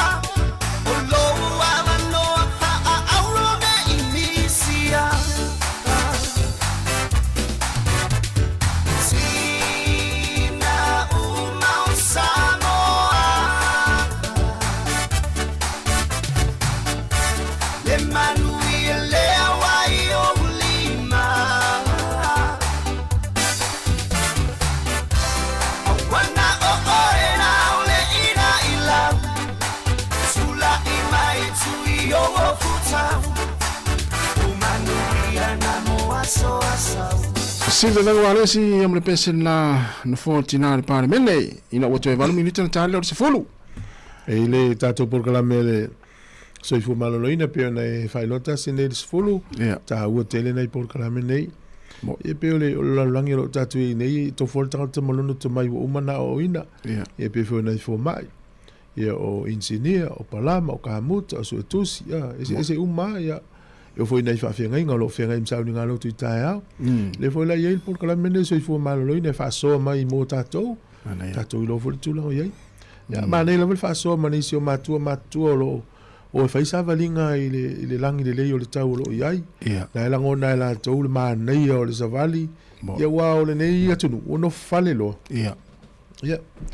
pe se ase alu le se ta fa le ile pio tato ya so ye moi o lesi tamai uma le vai so te faul fale lesi ai ngof e nai fo i mai el fale saul fale fa mai e manongi ai fale lesi ai e fale manongi sa tau ma fale la to wa fale e manongi pe alu el fale lesi ai sa wa i sa mo na o nei la le e manongi ai tangate la to fale Yo le si me alo mane voi le na ifa na mo na tina ma tu a mise na tina fi sa vali vai poli le la to se vai koleni se vai sa vali ya fa to se vai lo tu e amata ona sa vali ai pe le tau e fa ma ni la utala ai te la ngona le man nei o lo sa vali pe ale le yu se vai sa vali e fa lo ti nga u vai le yu se vai ya fa ina yu au me na fo tu ina oe o se vai na so vai se vai o ta male ma ni na pe o no vai o what so ela kapi o se vai fusu e te me na knock on on polo se a tala fi a me se vai tala fi ngai mal me fa ngai ta u le ya pe ya no le tau mo se vai mo i ta to ki se se mo ye la ngale malulu ana lo ta pe no programa se fo mal Mele o msilo la ese lo fa longtemps mele o yeso wa lo tu ya le pepe le ta mo mai numero to lu ya ta mo le o pepe le o el ta fa so le ne na ngalo la o pepe a o ya le fa so e sa o pe so le fa la ta o lo mutu ale ya la ta tuma foto pe multa tu ne ya sulta tu nanga multa tua si pa ile tu la lu le fia na nei ya le o te pe multa tu proclame so fu malo loina ya au ne mis fa longo le ta tu proclame na le o te pe mo sa vin ka siano ya wal fa wino ta tu proclame o le so fu malo loina ya alu fa ya ipolin masua mania la ne ta ya osilia misko ya matangwa i tautasi ya faltua le la nga upu tu muli ma ngele o kilani ya manuia lava le taia fa after tele lava ia le mafuta mai o le ua to 5 minute ona ta lo le o le tu la se fulu palomo wa ili le pu o yesu angelu wa le mai inuma o la o ai simona beteli ya kopo filipo yohane matayo anitere ato mama ya kopo pole ale faio Simona le kanana Tatayo Fa apea le susuma abatolo mayo Oso o umana E moni le alofa Masitama imosi mosi lea o yuta le fa alata O aso la nei Samoa O aso le tala le nei Tia ai o mea le anga Ai apo o mea le nei E fa le fia Yesu Se tangata ai file mu A otto tono le lotto E a atape a mumu Tia i le loto le anga Tia i lo fai tatala Tongi mai loa i fafo le fa Afia poto male tala malama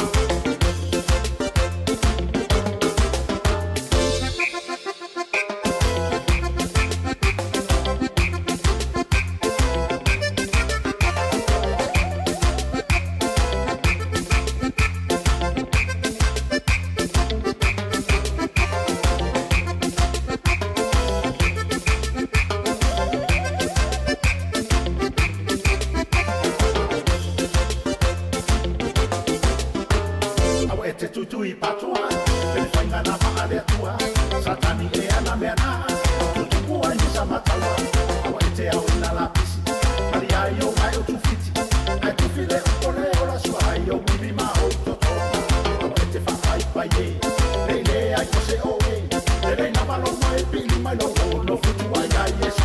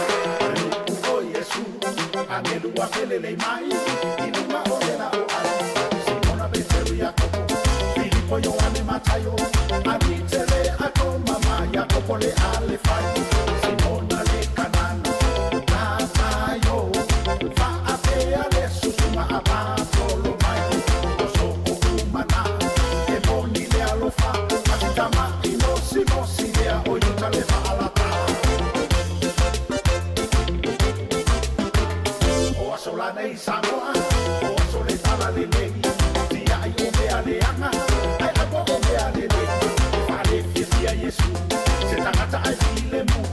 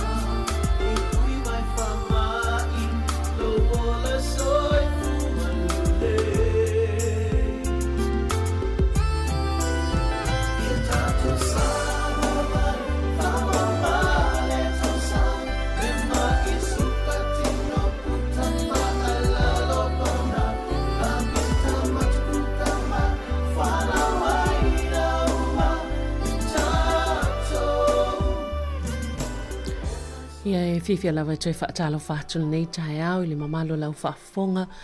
O lo mwhaipeo na mafuta mai le tautua le siufonga lau mua i Wellington nei i Porirua talo whaatalo lava. O le taimi fo i le neibio na whaalau ilo atu o le polkalami o le soifua maloloina. Taltano atu ai manisi o lo ngā lua i tono o onanga o le soifua maloloina i tutonu o Wellington nei. Ia whaalau loa lanto o onanga a wā lava le whaalelei a tili o le soifua lau lelei ia ma le soifua maloloina o nei o tātou tangata o lo o au mau i le nei fo i atunu o ai maisol nei tu malo Wellington. Tai o nei, o ma whaatasi atu ia ma le afionga ia polata i vau, le lua vesi, le lua toilolo, ia tal noa i le au onanga e pei o na ngalua i fo i le kupenga o moana ia e whailopo aniso vaenga o iele. Au onanga le fo i tautua i tono Wellington nei, malo soifua vesi. Malo lava soifua malangi ma, ia. Whaftai fo i mole nea vanoa sa vilina o tātou toi mafutai le wo mai a me. Sa o le mone le. Le wa matana sauri tau malulu. Ia whatalo whatu le pa ia ma le maru sa moa tupu mai e. O lo whapea na whaafonga mai nei fo i tae au mātango fie ia sue sungai. Whawhia ngai ngā mō tau whalitua la lelei. E le ngata fo i lea o whio ngai pātele matamai tai sā. Sungai i Fisosoani Katoliko mō tau whalitua. Ia le ngata leo epikopo mō tau whalitua o ti a kono whailaunga a o Fisosoani. Ia whalitua matausia le ngata fo i lea pa ia malma ave se esi e tupu mai o Samoa na i tātou mātua mātutua. Lo whapeo na tu i mai foile muli papanga ia malatu tapua ia tiu tim whi amanga luenga lo whia ngai alum whanau. Ai mes whaina iau tātou mātua mālolo manu mālo. Whawhitai lava mole tu ina tu i mātu i tau sanga i le aso ma le aso. Ia o whia ngai ai fo i ma tiu te mwhea mga luenga, mes whainai whanau ia onga, ia oi lava se tasi lo whaafonga mai tatu pokalame, ili nei tai au, po whea lava se meolo e whaafonga mai ai, New Zealand nei Wellington e po o nu mamau fo i mai se tatu atunu i Samoa, malo lava le soifua malangi ma. Malo, o hamal nei vai tau ole, e moni le ua tā il masino me, ua tātou il masino me, ia e o hamal nei taimi, mai ni ia masina i limo o mai a tupo afu i vaenga sa pisi e, ia le soifuanga.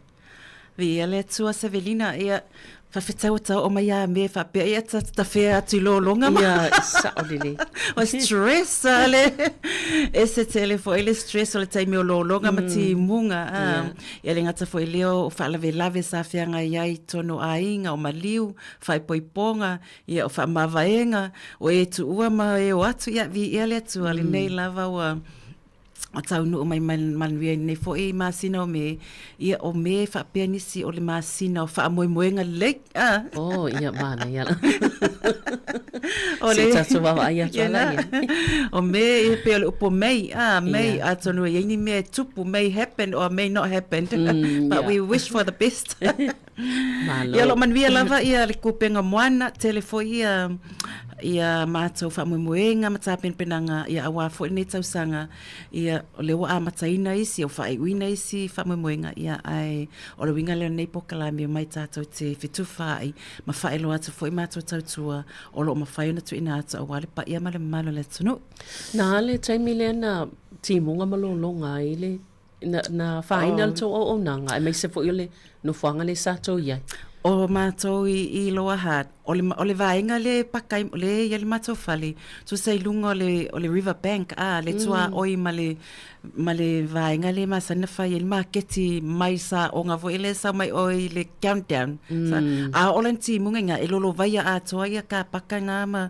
le mawhaina pakai en sa avale. Ia o le whaavlawe lal taimine, o lai eli, lai whai ia le matau ia le wasifi ese ia le train station ngai Melling. Ia wa afia o mātou ala mātou. Ia o isi taimi e pē atua ia le wifi, ma whaale tona tua le power. Ia o lola le taimi ne o lolonga o pū fo ina le eli ai matua tutumu ma. Ia wa laki le sau vai tono whale. Ia wa tile ia atoa le lua vai aso whainga ruenga mal whale. Al whawhetai fo ile nei tu inga ngaluenga ai ini me tutupu ia whainga luenga mai whale ia ai o se taimi fo ile e se le stress wa wale mawhaina wheo e o e wa ai ia nei a inga ma ai whawhetai technology ia a le mawhaina o e asi a inga ia o le vili telefoni ma sia ki lunga online malo lava ia sauno ia po avaenga ia le a tal no e ni ta hau whaamolmole nei lua. Ia whawhetai au whaafonga pa ia malimalo le tunu upe o isi o tūlanga i tono ngaluenga o te whaia ia o onga mo tina maitanga sa niuni atuai mo le alua tuli whale mai le teime whati ngā ai ia mali teime whanau e le pepe ia mali tau singa fo le pepe i nai vai aso mua lava ai mai so le whaasusuina o le pepe pe o le tūlanga na e whapitoa ia te au i ngaluenga ia mga lue fo i male runga ali ia o a awa le fsosoani ai wha penga ina i le rungali i le tausiina o le pepe ia o le sia o tiute o lo o ngalue ai ia o le langolango lea o le breastfeeding support o stasi lea tūlanga o lo o mana o mia lava le sosoani te leo na i tatu tina ia e mawhatia i le whaasusuina o le pepe pe a whanau ia o tasina tiute o lo o ngalue ai ai pe ona tatara noa fo i nisi o taimi o le sia o tiute na o ina tau sanga mawai. Ia o le wawa aile soifua malolo ina ala i mea tau mafa. Ina ia puipuia ma ia saunga le mu o tatau fatu. Awa o le fatu pei o le o ngā totonu lea o le tino tangata. A wha le tonu lo le fatu. Ia peo wha le tonu uma mea uma. Ia peila ia le kosna o whaia o le Healthy Heart. Ia mai e wawa aile matau lai i mea tau mafa. Ia whatasi ma le kosna o whaia fo e tau sangalentea, ia mo le whaalauloa ina o le awhia ina o tangata. E maise tatu o tangata Pasifika i le type 2 diabetes. O a ia awala e mawhai o na pui e tato mai le awhia le type 2 diabetes. Ia mai fiso o tai lava la ia le Healthy Heart ma le type 2 diabetes o na e tau la ianga i mea ai. Ia peila o le ta proklame tai al nei ia le vava ai e nisi awala e ta tauna tato sila fia e winga I mea tau mafa. Pe lawa o wha autuina o lo tino o se tonga la au. Whapio o se tina, te fia whaltonga la au. E te manao e te are te ulo tonga la au I aso uma le tae au le fiafi. O lo winga, o lo tino le tonga la au. Tausi le lei. Nurture your body. Wapio tātou, e so ona whai lava ia le tino. Ai lo mawhau po. Wā mea ia tātou tauma whaina. Pe le lei pe tala whea ngai. Mō tātou tino. Ia o lo le le taimi whape Ia watau fo ile ma whape ia. Ai o le tūlanga tona iai, tātou tausi o tātou tino, e ala le tātou malama, o mea ai o lo tātou tauma whaina, pe tala whea ngai, pe le tala whea ngai fo mō tātou. Awa o mene o tau mawha, o na mea le tātou te whaongaina lawa ia so uma, ia e mai se fo I o le vaenga tāu o le tātou soifo maloloina, ma le tausinga o le tātou wola. Ia e tele fo I mea tau te whaongaina I le whatau I malu tātou. Malu tātou soifo maloloina I le tūlanga o le tele le maasima tūlanga whapena, tele le suka. Ia lea la mana ia la e toi talanoa le tai au nei e whaamalama nisi. Ia sol toi whamanatu. Whamanatu. O nisi fo I taimi, tātou te o lawa le whale o loa, ai pe to tele o malama po a mi to te tilo ia. Wai le se whamamalama mai a te tātou se whanganau whamamalama mai. O tai au lal nei, e inai vaenga o te mana e whamamalama ina isi le fia la tunu. Ai mese lava I mea ai o lo tātou whaatawina mai I le whale o loa. Ia whaamamalama pepa o whaamatalanga o mea ai o lo pipi I whangu, o pusa, o tingi apa, po apa. Ina ia tātou maamalama I o le ale winga o le whailonga, le ale winga o le whailonga. Ina ia e alo e whailau whaatau, a ia e iloa o mea ai ia e te tauna o whaatawina, o mea ai e le te tau, pe whaatau foi, a ia I titi, lau whaonga. E le ngata lea, o le malamalama, e iei mea ta o whetu, ato no wawa ai e tātou, ia le o latu, o sau, se tu lau wangalo la tingi pusa ia of resources, no wa sui le tā vale, ia le o sau o walu, so le kāpoti le mukuka, se fonga lau mua, a le maua ai, so sa, e pepa lea, o le eva ai e le li o la poto le iei whetu, e iei le winga na leina tu ia le saini lea po le whailonga lea, e lunga o pepa mea ai nei, mai te tau whauna tātou loa, po o le a le winga, o nei whaelonga, ia pei o le peanut butter, ia e te titilo, o le fo ia e wa ai peanut butter, ia o le tele o whaelonga ia, mai te tau fuun tatu mamalama, o le Halloween o ia whaelonga, pe na tu e teu wai. E whaatu mo le pepa nei, taha ai. Ai e tā ua lo tātou loa, ia po lea, ia o le simea lea e te titilo ai, ia nei waila ia e lea ia se whaelonga, ai o le o iai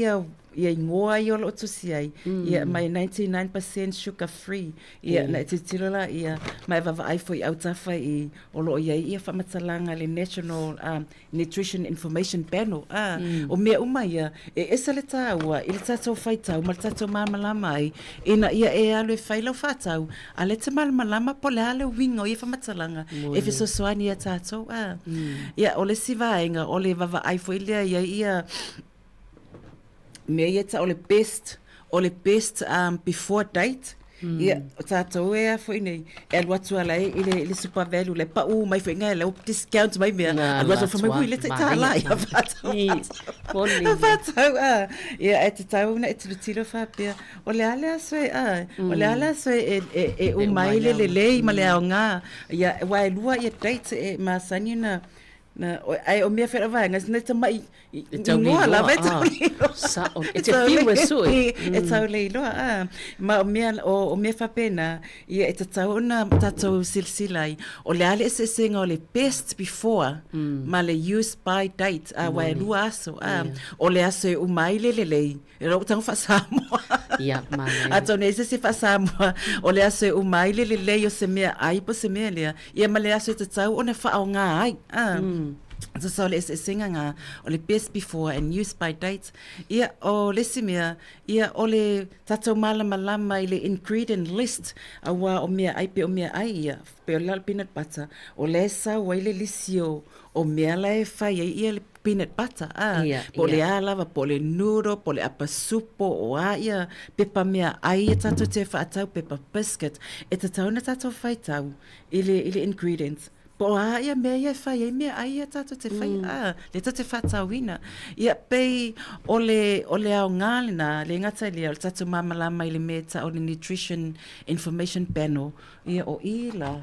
Wai, e sele ingredient list, e sele Nutrition Information Panel, le la iai ia mo e tau mai lava, na titula iai, ia pe fia le po le pe fia le suka, fia le masima, fia le e tau mai le pasene o mea ia e whaonga, ia ina lai te whawa ai, ma e malamala mai, ia pe ta tauna e whatauina le mea ai lea, pe le ai, pe o tataloanga na ni sa aone. Mana ia la tafa sol ona besi o te manatua e sa e po kalame sa fai fo i le sunga ia alo Brian Duffy le scientisi sa talo e foi lai vaenga leo le use by date ia mame al mana ia foi la le o toi fangu ma toi fa amanatu ia ma toi mai foi nai fa Samoa ia fa fai ngofia i foi mole au fa fonga ia na ole ma tamata le pusa o loa lea le te wha alia i lunga i tato wata mo i la tolo mwhaina sila mai ia mfuafua i leo wha atau a leo mtua i toi atilin toi wha amanatu ma manino o vaenga leo ia e moni a pe a tatou fo i lea ele o nei mea uma e tā ua lea o ina ma le wha ai loa ia ua ana o le whaia le kos lea o te le marmala mai i whetu na la titila tu i whetu whapea wui ia po lea fo isia mea ia aile ai masilo ta tango e sue ia wa whaafia na titilo o isem te rata o titilo ingredients whenale whaapea pe ia ise mea ele talawhea ngai whapea sa utamala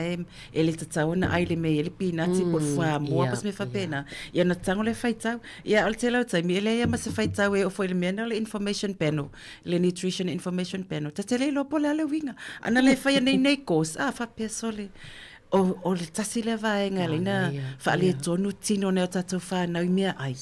Ai le o halo e tatou mawhau ai ese le mana ia o lo malama na tango le whaitau. Ia ma esu e foi po o aia me whai wa o isi taimi e se wa aia tu le ingredient o la se lisi. Ai te le lopo o aia ko inga mesa wai. Ia pe la whatuanga ai le iloa mai le mamalama i mea lai whai le mea nga au te aia. Au te whakau. Ia le ala wa sa mu no visi. Ai mantua la lo atula ile o lo fo ile. Ena o mata itu si fa sai na la fa ena ile mal ma pe ia le o pepa nudo la le o te fie. Ai te le o mal lama la le la wa sa no il vaenga. Te le o mal si le a wol fa ta wa pe ale mal la. Ai pongi sa. E tau mafa pongi sa. Ma mana ia feu. Ai ia pe o fasili fo ile ai e tele ia lo faila fa tau. O lea se mea e te tau ne e whaia ai te ia le whaisau whaatau. Ai maisa le whaatau leo mea ai. Ia o le apopoa inga lava ia whaisau lisi. Whaisau lisi o mea o le a e alu e whaatau. O ina fo ila te alu e titilo sa o ai lava a whapea o lau lisi o le suka, o le whalao mata, o le a laisa, pepa noodle, ia o au meat, o au vegetables, ia o le masima, ia o le ngao, o mea lana, le la tau la ilova ai, ona e alu lolia, e te alatu la, e te tiro iai, ma e mai tau, a whapea o le peanut butter, alo le whapea o le peanut butter, wai le peanut butter lea, o le tuainga la lea, o le Bix, o le ese tuainga, o le peanut butter, o le Kraft, o le peanut butter, o le Pam, tau dia ese uma ia brand, ia, ona ela tole e whai tau mai te tilo ai, pe o whea le peanut butter e te ilo e healthy, ai peila o whailonga pe ona te tilo ai, o isi mea ai ele le whailonga le ta o le tusi ai le cholesterol free, o le nowinga, ele ese nga o iai, o isi taimi e whai mai e sugar free, ana tango le e whai tau, o laia ia le suka. Wa ele e sui mai le ingoa. O laia le o sau le suka, pe o le glucose la sa wai. La e sui mai ingoa. Po isi wha mai ele se masima, la ele se salt, la sodium. Wa ia upu e, o mea wha pena, e ta tauna e malama mai, e wha mai e no added sugar. Ia, a foi o to inga mea na tu lunga mea ai pe fa pe mai low fat ia pe fa pe mai ole 100% natural ia to inga mea fa pena it's tone mamala mai ole ale winga o na fa ilonga ia na tilo lole to le ingredients mai va ai pe mo I lava le se fat pe mo I low fat wa time fa mai ole butter low fat ia e faita watunga et ole mai tango fuatu ole te le maulunga le nga ole yai pe yo me fa pena ta fen mal malama la le meta ole saturated fat ole ale meta ole unsaturated fat o upu fa pena e ta tanta to mamla mai pe on ta ole ta proclamelisia so ta to fia la val pakka lo le pakka poloka pakka ai ole pe o sisile ai o inai e fa inai e ta tanta to mamla mai ia ole ala o mai ile to langa le tilo anga I se vai a tulta pepa le ole fa ilo ino fitu ia ole fa tulanga ino fitu tu sa ole polkalame le ua malili fa tsasia ia le ofisa soifua malolo ina New Zealand ma Australia fa tsasia fo I ma company faimia ai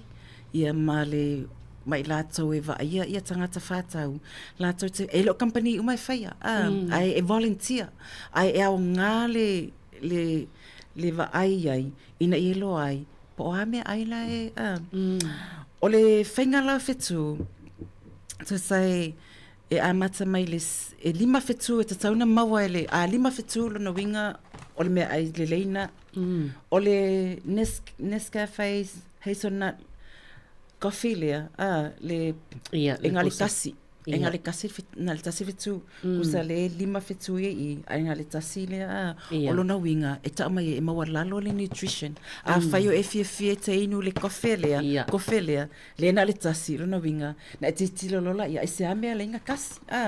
ia te tilo nga mawa lunga le suka mawa lunga le ngao le e te tonu ia wa e tu fo ye le susu ia e saule susu ma le suka le te tonu ma le coffee ia to no fo ele santam to ave susu to ave ma le suka wa kilia ia no winga e te tilo lai ai se o ma fo ona tasi le rate ko so le half star rating ia fo e rate ia me ai o le peanut butter le ia le te tilo to e lima lima peanut butter lona winga e alu lai fatau ia nya peanut butter e te fatu sa tu le peanut butter uma lava lai ai tu sai ele mvenga fatu ku sa peanut butter nga ile coffee wa ese ai e te alu va ai peanut butter ese lai lunga le fata nga te tiro le ai pe fia fetu peanut butter ia o peanut butter e limon fetu lo o peanut butter nga o lai healthy ia na tiro lo la ia le ingredient o la mea le healthy ia po le nutrition information panel ai se awa le ina lima ia ai mea o tele lavo peanut butter e fai mai ai te tu sa ingredients ai e ia le senga lo na winga o lai mawalunga le peanutsi ai mawalalo le ngao mawalalo le suka mawalalo le masima pe o mea taua lava ia te titiro iai o le ngao suka masima a tele mea nai te tono se mea ai wai lalo fitu ai a mawalalo mea nai se mea ai wai lunga fitu ringala e o foi lai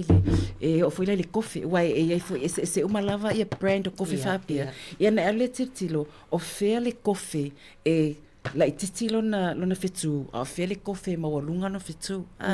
ia por siamo foi me ai mesa me ai na yesu ma die me ai ona e te alu la titilo tipo sosi wa e o foi sosi e ia isi me ai le ni la to fitu pe la ole avalanche ole wa ai like o coffee e luai tu ainga ia ole sila fa fetai tu sale honest level company le mata o mai le rating o la to wifi e ia le rating e tu la to ingredients e tu tono le fuel na ma lako ma le pasene o mea le whaonga ia ona calculate mala ia masingi pe o le ale fitu pe lunga pe lalo ai wa fitu e amata tu le 0.5 kusa le afa fitu e o le lima ia o ila Ia e le se fitu. Na lai le uta ua E lo vaenga ta la. ua mai pole ai paula le mete lo e o lo tilo nutrition information panel. Ia ma lo tilo foi i le lato ingredients po ala to ingredients ia e ta o mai ai. Pe o inala e wek ate wa le fa manga ia me lato fa mai 99% sugar free. Ia lo winga fa mai iva pasene e le se suka. Ia ai tango ai ngua ku e ke fa la te sa o le le ia. So o mai o isi tai mele fa ngai la venga le suka ai me nga artificial sweeten ia o ke le lopo le ale se se le artificial sweeten chemical na tu ai ia ma le suka o le me ai kasi o la sumadia pe artificial pe real e sumadia la so o le health star rating la na e fa ai loa tu ai ia le nutrition content le to tonu le fangu po le apa po le ai fo ile apa supokeli apa baked beans apa pisupo ai longa ingi festu ile apa pisupo o te lole o le pisupo la mau o mai tono fale o tato ai tai milan ni ane fa fonga mai poka la me ia le va le apa pisupo pe festu tu sal tu langa na e au nga fo ina le lo tai loa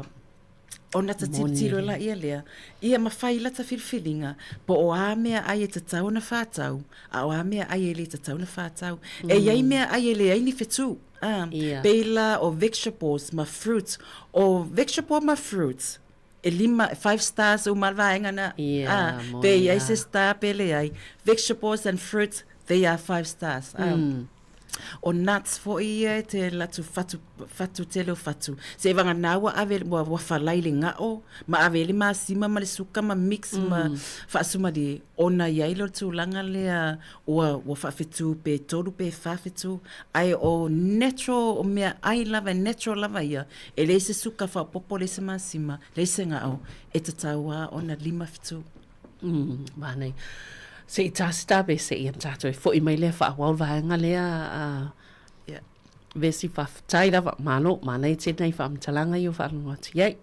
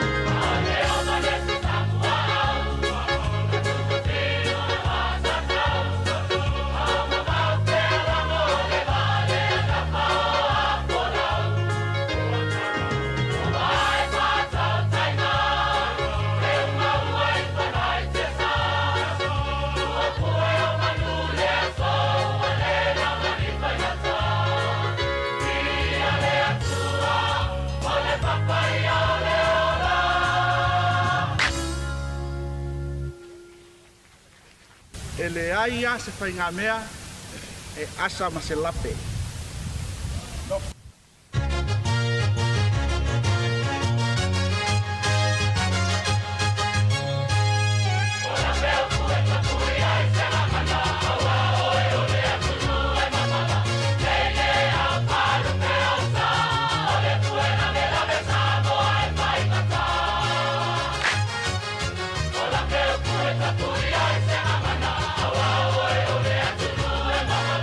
Hey, yeah.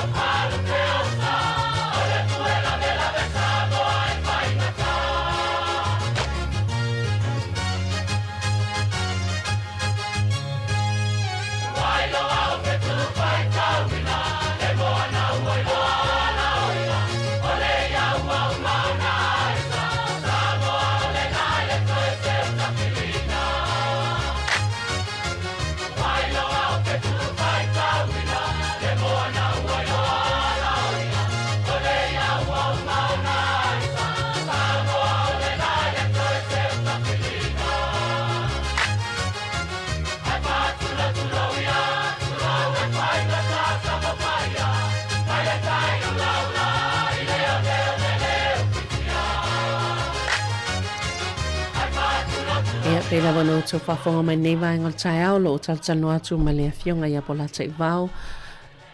Vesi le lua toi lolo, ia il po kalame lo seifua maloloina. Ia e mana ia tele le mta apolo tano le fionga ia vesi.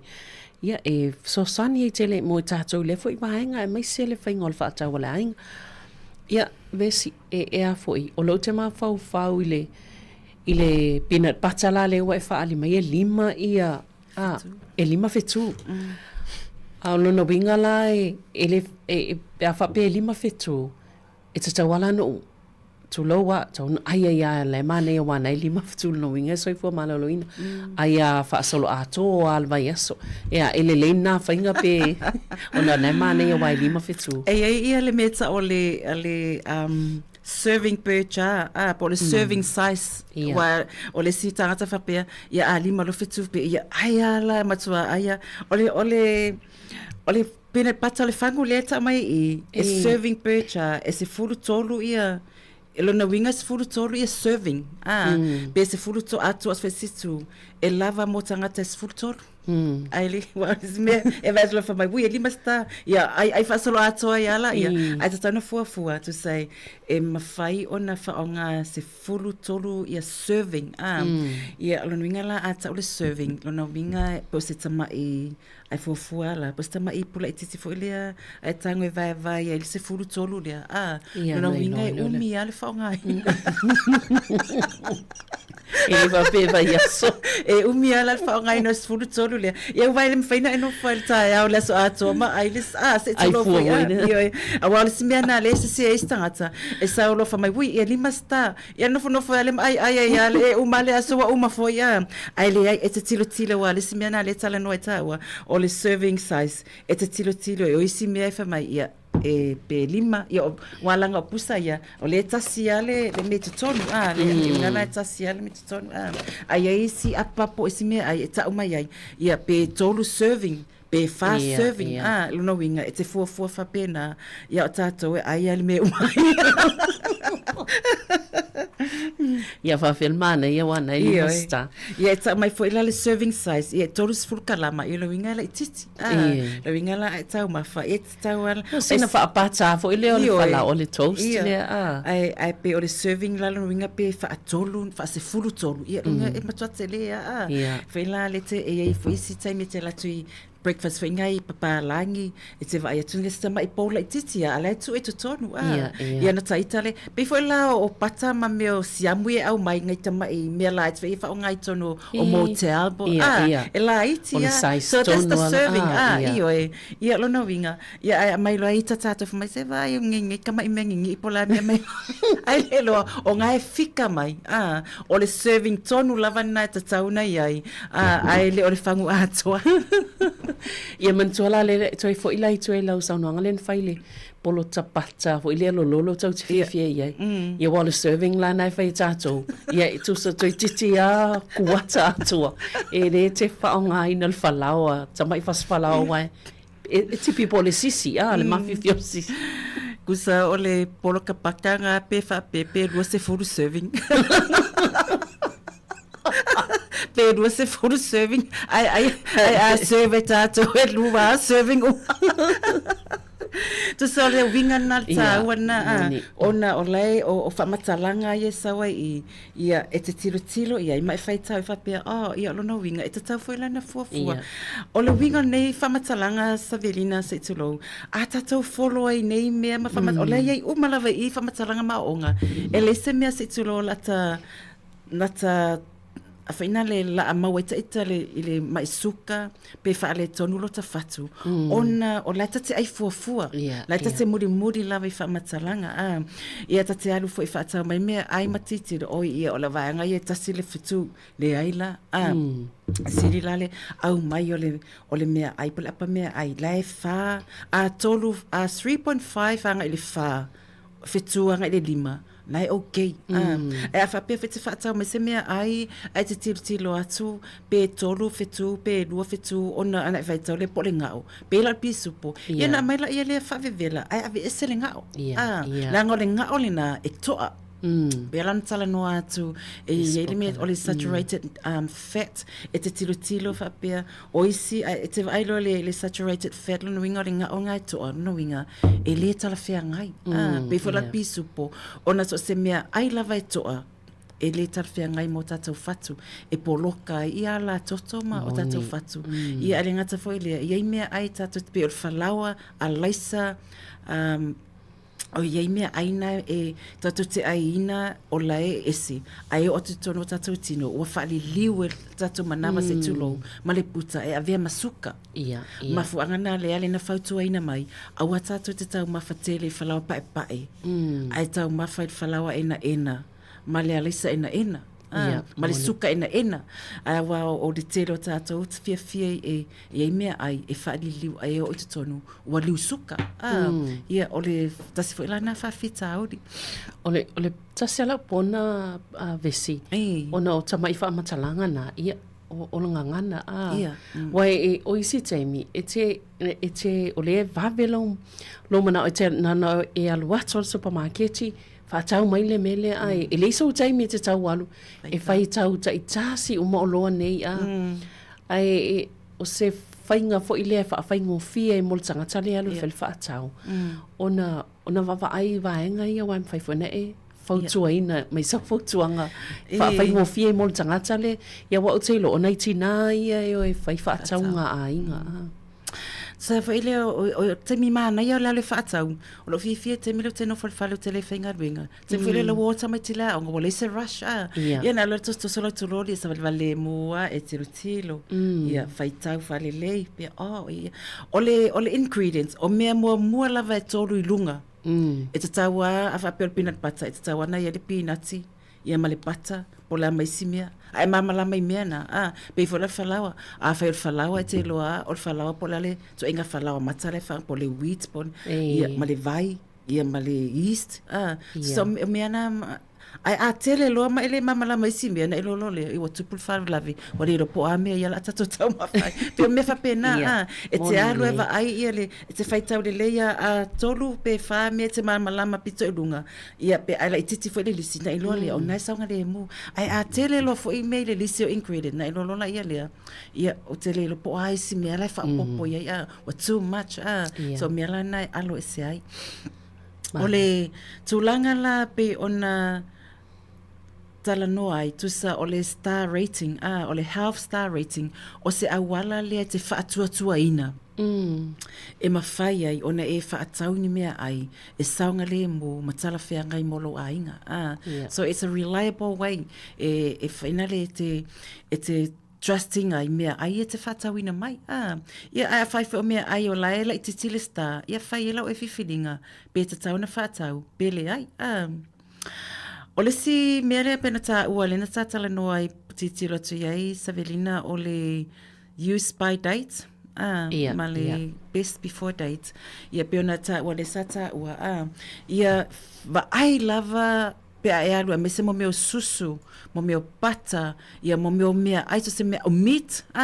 o meat e se me wa elatu lo pa u mai ta o le meat ai na te tilo la ia lea o le ale aso a use by date lo no winga ele te taona e to tau mafa be a uma le aso lea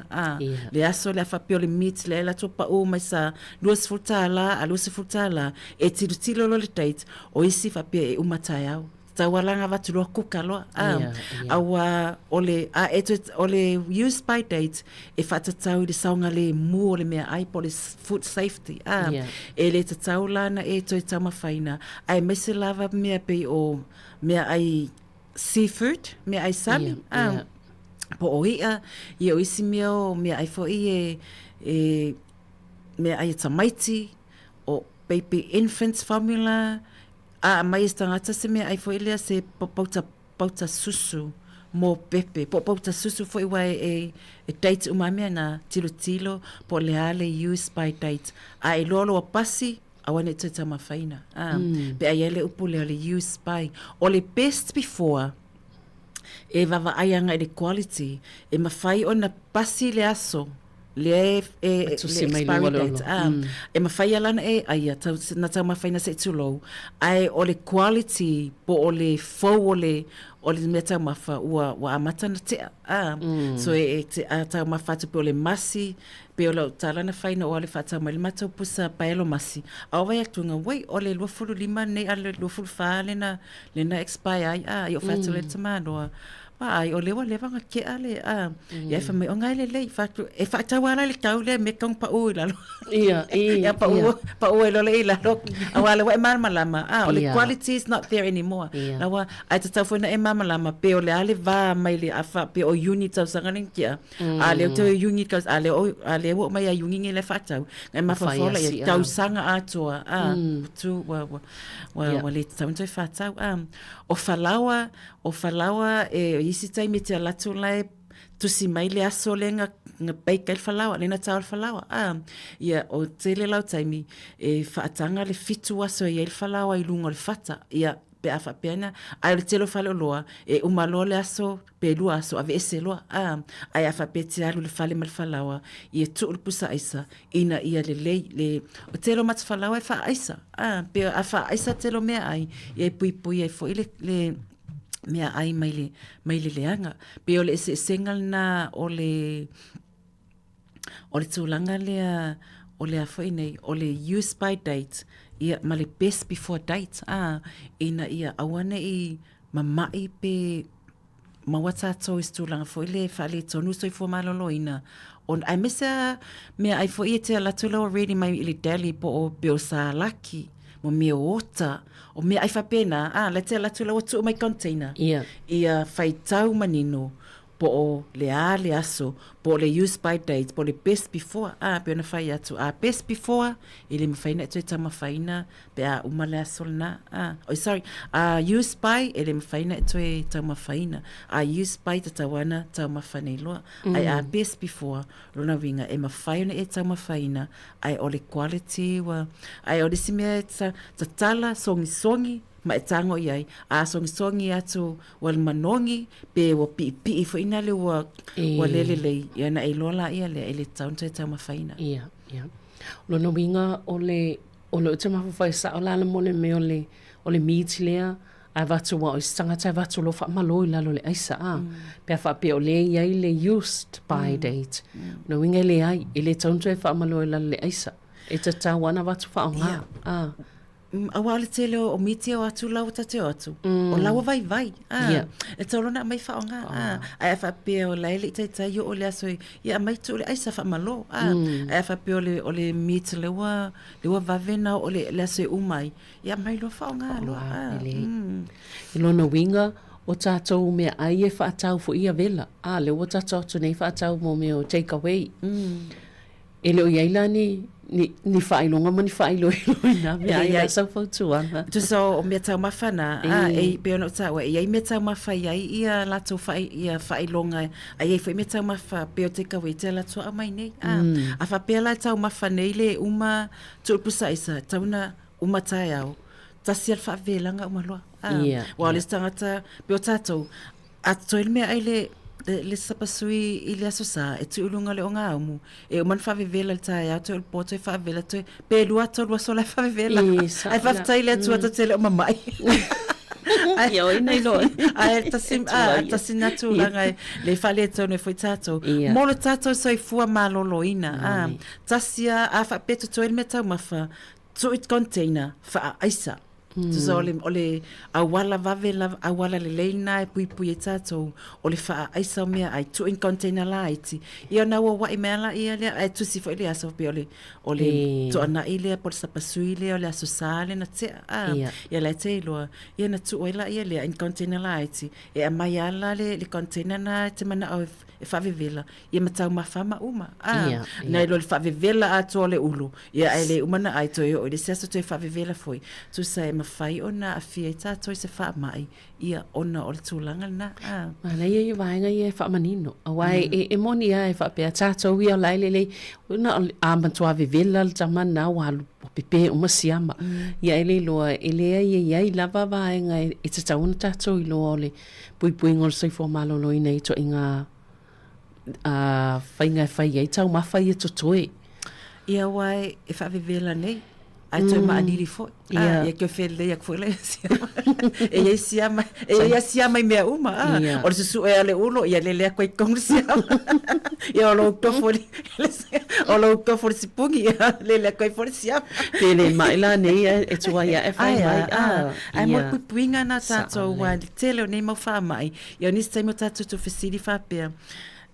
a foi nei pe fa fena se tulo foi ia se tasio mato ainga wa maliu fa fo sei na moya tuama ai o tala na mai ele mai fa me le ma se mai o tulanga na le tupu ya tato ai te ia wa maliu fa fo sei ai sa o tala fa me ele ai ma se mai mana tua o tato tino o lo e tele to inga siama ese alu tato tino o lo savale to ai fafo mana vale e ala ai vanga na wa ala sia ki fo mai ia ona loela i mafaini o fa ata to ai loela ia la ese mai ai afa pela te fe lo wa ia ta tele o ia mas falling mai ele fa pela ia ta tele o mai na ta tele o lo lai o lai e time e te maua ese fa mai pe fo o ngaluenga nei te mai tai fo mai e fa manatu mai adu fasiaki la ta te fe lo ia ai te ua maua muri ale mai ala tunga ia fa mai was stage 3 stage 4 o tuai ia o turanga fa pena so ta sila le awala e fa manatu to ia tato o le mai suka o le telo tangata e fesira e fai atu mai o tele suka e fai atu se va ai me ai lo matua mai le lo matua le suka ai fai atu ana mai fia le Coca-Cola e tu ala fa juice o fa pe oka ta lo fai e lo si lo matua le me la fia ai e maua ia e alo luate ia wa fa pe mai ia na matu fo mai e fa mai wa suka o fa pe ine nei taimi atu ale te fa tu atu ia tato tai tu e tato mea tau mafa ona o le mai le fa pesa o le mai tau mea tato o le la ulatu Vana i te e a whape e sau fesili mō na i taimi nei e totoe i e le leila walo wala au mai i le tolwa lima lo o whātasi o na pe o te le lope i sa se tasa tau whai mai te ua i se fesili e fia fesili ai i le sunga ia vesi i a manule o mōle a vanua mō na i minuti i totoe o le tatou pol kalame pe a whape i sau fesili i a o whaasolo atu i a isi vaenga i totoe o le tanua ngā vesi. Malo, o le siva e ngā tātou te wawa ai pei o na talanoaina e tā ua lo tātou malama i mea o lo tūsia ai mese au apa, o pepa, i a mafango lo tātou tau mawhaina. A whai ele ai se whetū i le whangu sosi, o le tero whangu sosi, e te loa lau tofo, e te okta se o onga, e matu sapasui na whaila sal mato na ina mai o tofo atu whaku ola, whatu na whamasi male, whamaile ai le whamasi maina o le sosi, whaku ola le o onga, whatu e sui le sosi, to e sui le sosi, le anga e isi sosi fo ina e a fo ina e vai. La alu fa mai mai so si le le toto e vai ai ola se o onga o toi titi wa laiva va il tanta foi le fa ena le e fa ena le a foi le sapasui ai matua o valmasina le si ona e pe la vai se si le tam fai mai ai a mana o po se fesilio o fia mana o e te tali atu le me nei tau fa manino atu talo fa pe o le e te tau fai mai Talo palava, talo pa tulu po kalame. Mana ia pa rongo atu masango fie po kalame. Mana ia pa mala mai ngau. Petuna o me ai. Ia o mena la ino o lo mena petu. Ya nga ko ura o re pa savali. O le savali na la ino o lo. Ia. Ia la tu fa matala mai. Kama lo le ona fa savali ia tia. Ona no la tu su sa sa vali ai te lo o tango ta mai este o te va ai ali ma fetu ono no winga o sa vali na mo to ile ya pa pena pa solo mai sa vali pa fetu ya sa o tu sa vali le ni fetu e lo la ile o to ile sa vali na o le mela na o lo mai fetu yo o pa no o tu e fam sala mai ngo me tau sami ai ia mo fa mala mai ai no o fa pena la o amiu ama to fa ta fiu pa talia ala te alu tilo whaia. E le whapena lo latu a au mai. E latu paitau mai tilo iai. O le a, se u au mai wa lewa na pasi taimi a mai loa ai. Tulo wa. Ia na ula tuwela mautu masi au tama o matua whai atu alu whale sa inga le tapatapa a pick and save. E au mai se ma carrot fo inga le powder carrot. E whai e ma me ai. Ai, e la se o tama o whai e lua peke. No mana au mai. Tango tau i ingo. Saulola ia malesi pepa. O vai o tango loa si aki loa. Pere expire. Au titiro atu ele ai. La te le ale avanoa na. Au titiro atu ile si. O etu wa expire. O le aso wha masina. Nei. Tu salo wa expire. Ale mea nana uto e whailo e lo tama. E fia le tau o paukuta lea e fia lea. Kamai e toru tā la lea. Ai lima lesi. O whatu loa. O lai mea wa ese sei tau. Ai whamai na te le loa o whatu loa. Wa ai. Lona winga o le wapa unga wa expire. To e aru rora utama whai ai au mai le tupe. Wa expire mea na. Ia, ai to e no fo to e whapa ui fo e lalo. Sau lora e utama whamai. Lo to whamai mai lua tā la. Le ai, o latu loa alu i e tā vale tū. O latu loa fo noa tu i ai le tamā loa le saina. O whai atu. O te re mana o whamai. O le o whai. Te whai mai a mai fua, o le points, o expire. Ia, o le whaftai. O whatiro, o le pauta. Ana expire mai a se si mea fo ini, se o lolo. A o le pauta, e sautia.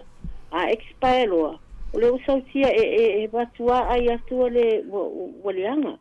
A o whatiro, le la oli poki oi, lo tala na pai ai. Ia maa lo whawhetai mea sili, wa whaatupetope atu ono tato taimi, ai whawhetai. Mea sili na te malama, ili tu la fono. Ia maa lo whaitu whamai. O meo whang kofe, meo whaparauti. Ia le whawhetai a mo malama mai na mea uma. Ia malo lava. Whawhetai whaitu whamai. Manuia fo ile. Asom fo fuanga. Manuia le atua. Manuia le aso tina. Ia whapena fo ia. Manuia fo i oe savalinga. Whawhetai lava. Ia, manuia le aso whawhetai whaso mai. Ia. Ia, soifua. E mana ia fo ile. Manatu stina o le whao ngā leila ia nei vaenga ia. Ia me se fo ilo whaamanino toi me i pepa kofe matulanga ia. Ia malo whawhetai vesi. Ia malo a me se foi whawhetai whaasoa. Pei la ona whaamalitina a whai e 5 star lo ta avale live. Ia lona wingo ta avale le. Ia a lea a la ititi star lo nia le ta avale na ele ton whaatau. Whapena foi la mea ai. Ia a whai e 5 star la pipi i lunga o pepa mea ai po o apa mawhangu. Ia o mea ai nā talwheangai. Ai a le la ititi star. Ia pele ai foi se star. Ia sauna e fuafua i ai. Ai o mea ai lava ia o vegetable ma fruit. Tamana, ele ai ni stars. Ia wai 5 stars lava angana. Ia. Ia foi ale suka ai. Pea telefo ia. Ia vai isi vaenga me se mo fruits mo na isi vaenga ia e le lava vai le fo itulanga ia aves. O le suka lava ia, o le natural lava e my fruits ma vegetables. Ai o le free sugar. Ia free sugar ta te vava ai ia e maua mai i mea ai o mo meo keke o whanguingu o mea ngā ia luna winga o matua too much e lai titia penga le sfuruluang teaspoon suka mo le aso ia ai le whapelanga o suka le whaongari ti suka le whaongai mea ai umai to te ai alai le suka o ia luna winga a whapetia ingu le whanguingu o le whanguingu kokola e ova ma le sfuru teaspoon suka la iai Lunga wa umalalau teaspoon sugar vai. Iliaso. Ia fo masima. Sama I masima lava te tauna whaonga. Ia e tau mawhai le pizza o amea ai umala I masima. Ia uma e wa ova le masima I rotino. So mea nei tauna tatou manatua. Sao le ia manatua e ngalo fo ia lai a tatou wau. Tatou e se fifia fo I ol falkofe. Ia inu tatou kofe il falkofe. Ia le ai e tau se le lufo I pe fia le suka le I totonu.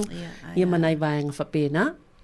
Ia tata pokala mena nei tai au Sevelina me se foi pa ia mal le tilo fafonga mai. Ia malo lava le fafonga. Manuela sa tina nei weekend tina umalava Samoa. Ia ai ula fo ise upole to tamali la fafonga. Ia fa manga le mai au ona. Ia manuia tele lava nei ia soto fa soi fo Samoa. Ia manuia fo ile sa tina vesi I la sunga ia me se fo isi au tau au fainga alwenga ile fa unga nei vai aso manuia fo inga alwenga o tutoi ia ai Samoa tato kala mena soi fo malolo ina mo nei fo I vai aso to mo fo fa poponga ile vai aso fo ia manuia nga alwenga o lo fianga ia ia fa soi fo ia mo le nei taimi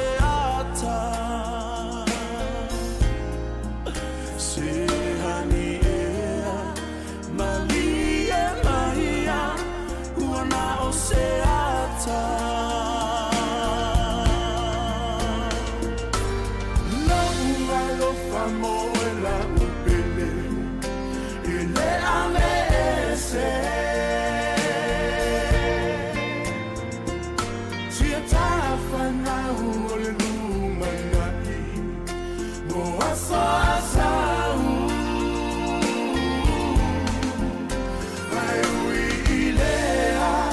e tu le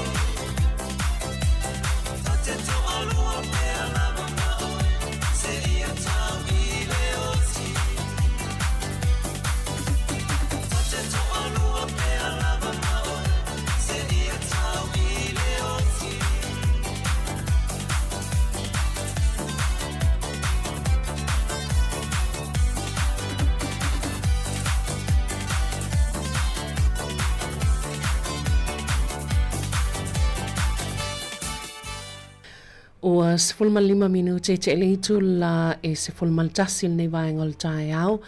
Io le a whaawau pia tātou musika su I whewhiloi tāli tu la se fulma luan whaafonga lea ia tātou talafou ma lo lava ngā luenga lo whianga iai I le nei vaenga le tai au le tautua le si ufonga lau mua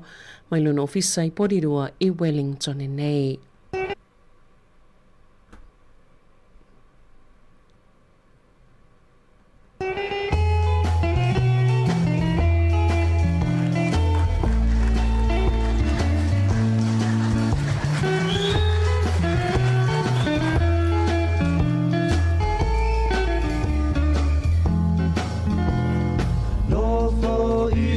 Kila ni mafa solo solo uma fau fauna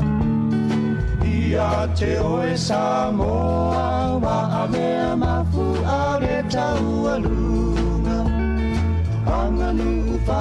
alo alo do alo fau fua ina I fafo le ula lea o titi wai tu e fa o le lalo a te pai fo I le ea o se vainga e winga e se fo I lea lausi usi le va o matua ua ufitia I le lau fanua e salangi I le pa e o matawhanga o loko si o ai Pangalu e pati sisina le tio e taku koe o le penina Samoa o le pele oe e le paana loi loku lotoi O maungalanu moana e paapea ngai male sangi tio ate Vaita fesu amanino e paamalu I lo tino sa olo tolo na tanga e mai vaisi ona e mafana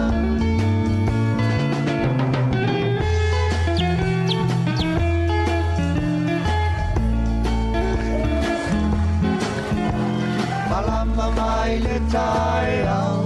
tau sangi manu I bunga o le vau Bella si ai ape o le la Tau sili tu la I fa Fa a pisanga o matangi Au le ua pela nulanu ai O le sau vangi mali E le api api o tamali Malama ua tau la Le masina ua fa'alau pito tasi Ata ua la foia o logo emo mai ai o le sam Na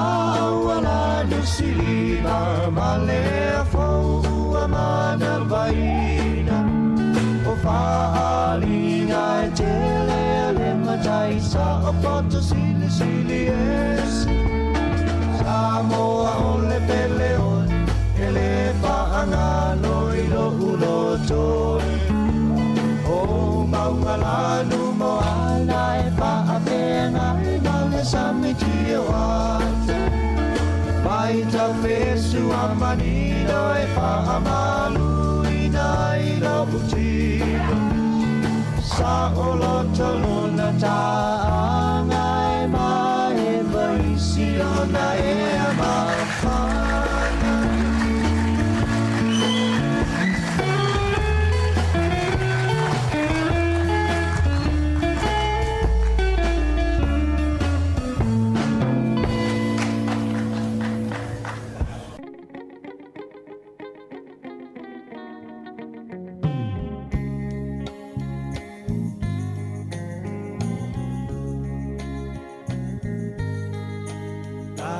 Samoa e matalasi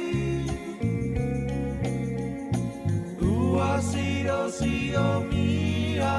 elesami Atu mangalanu lauava Mea I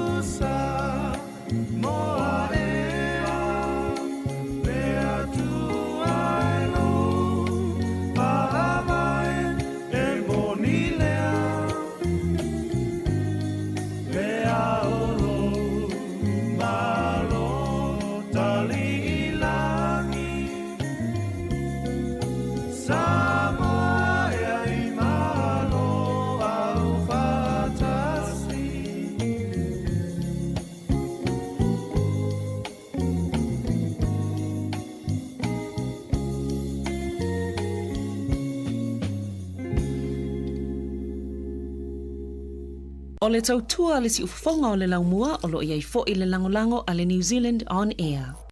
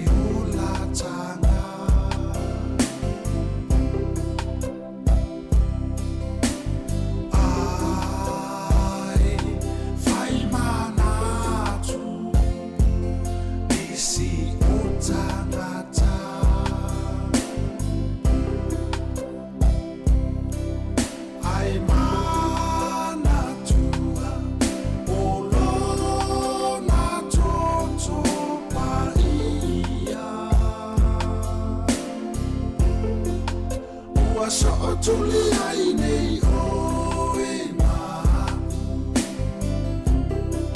o lona toto ua ngangano ai o e ma te wane i no fatu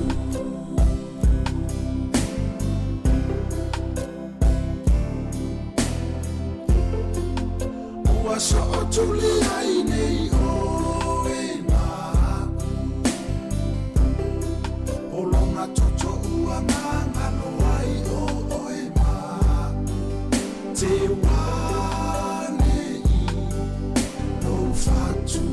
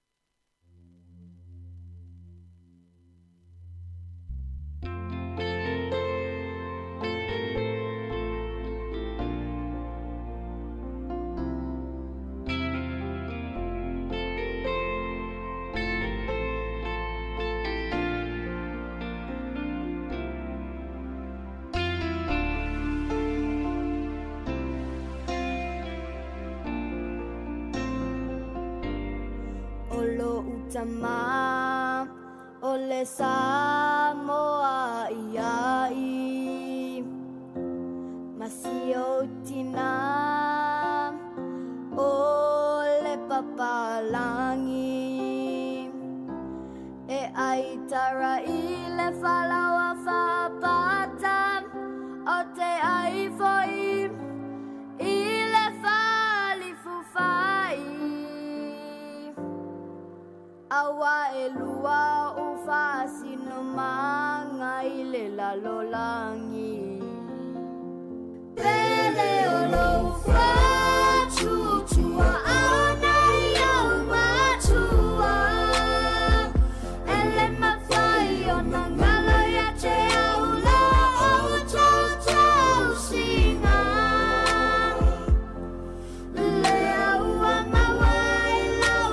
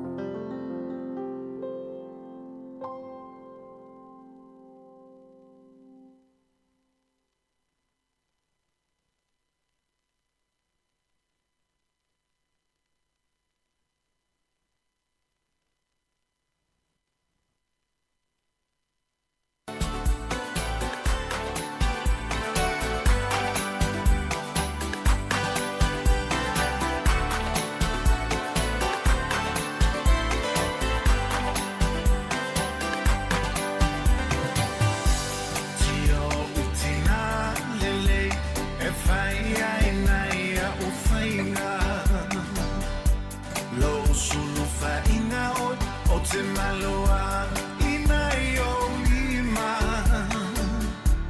sa e tau si mawhawhai le leitai a o ola ma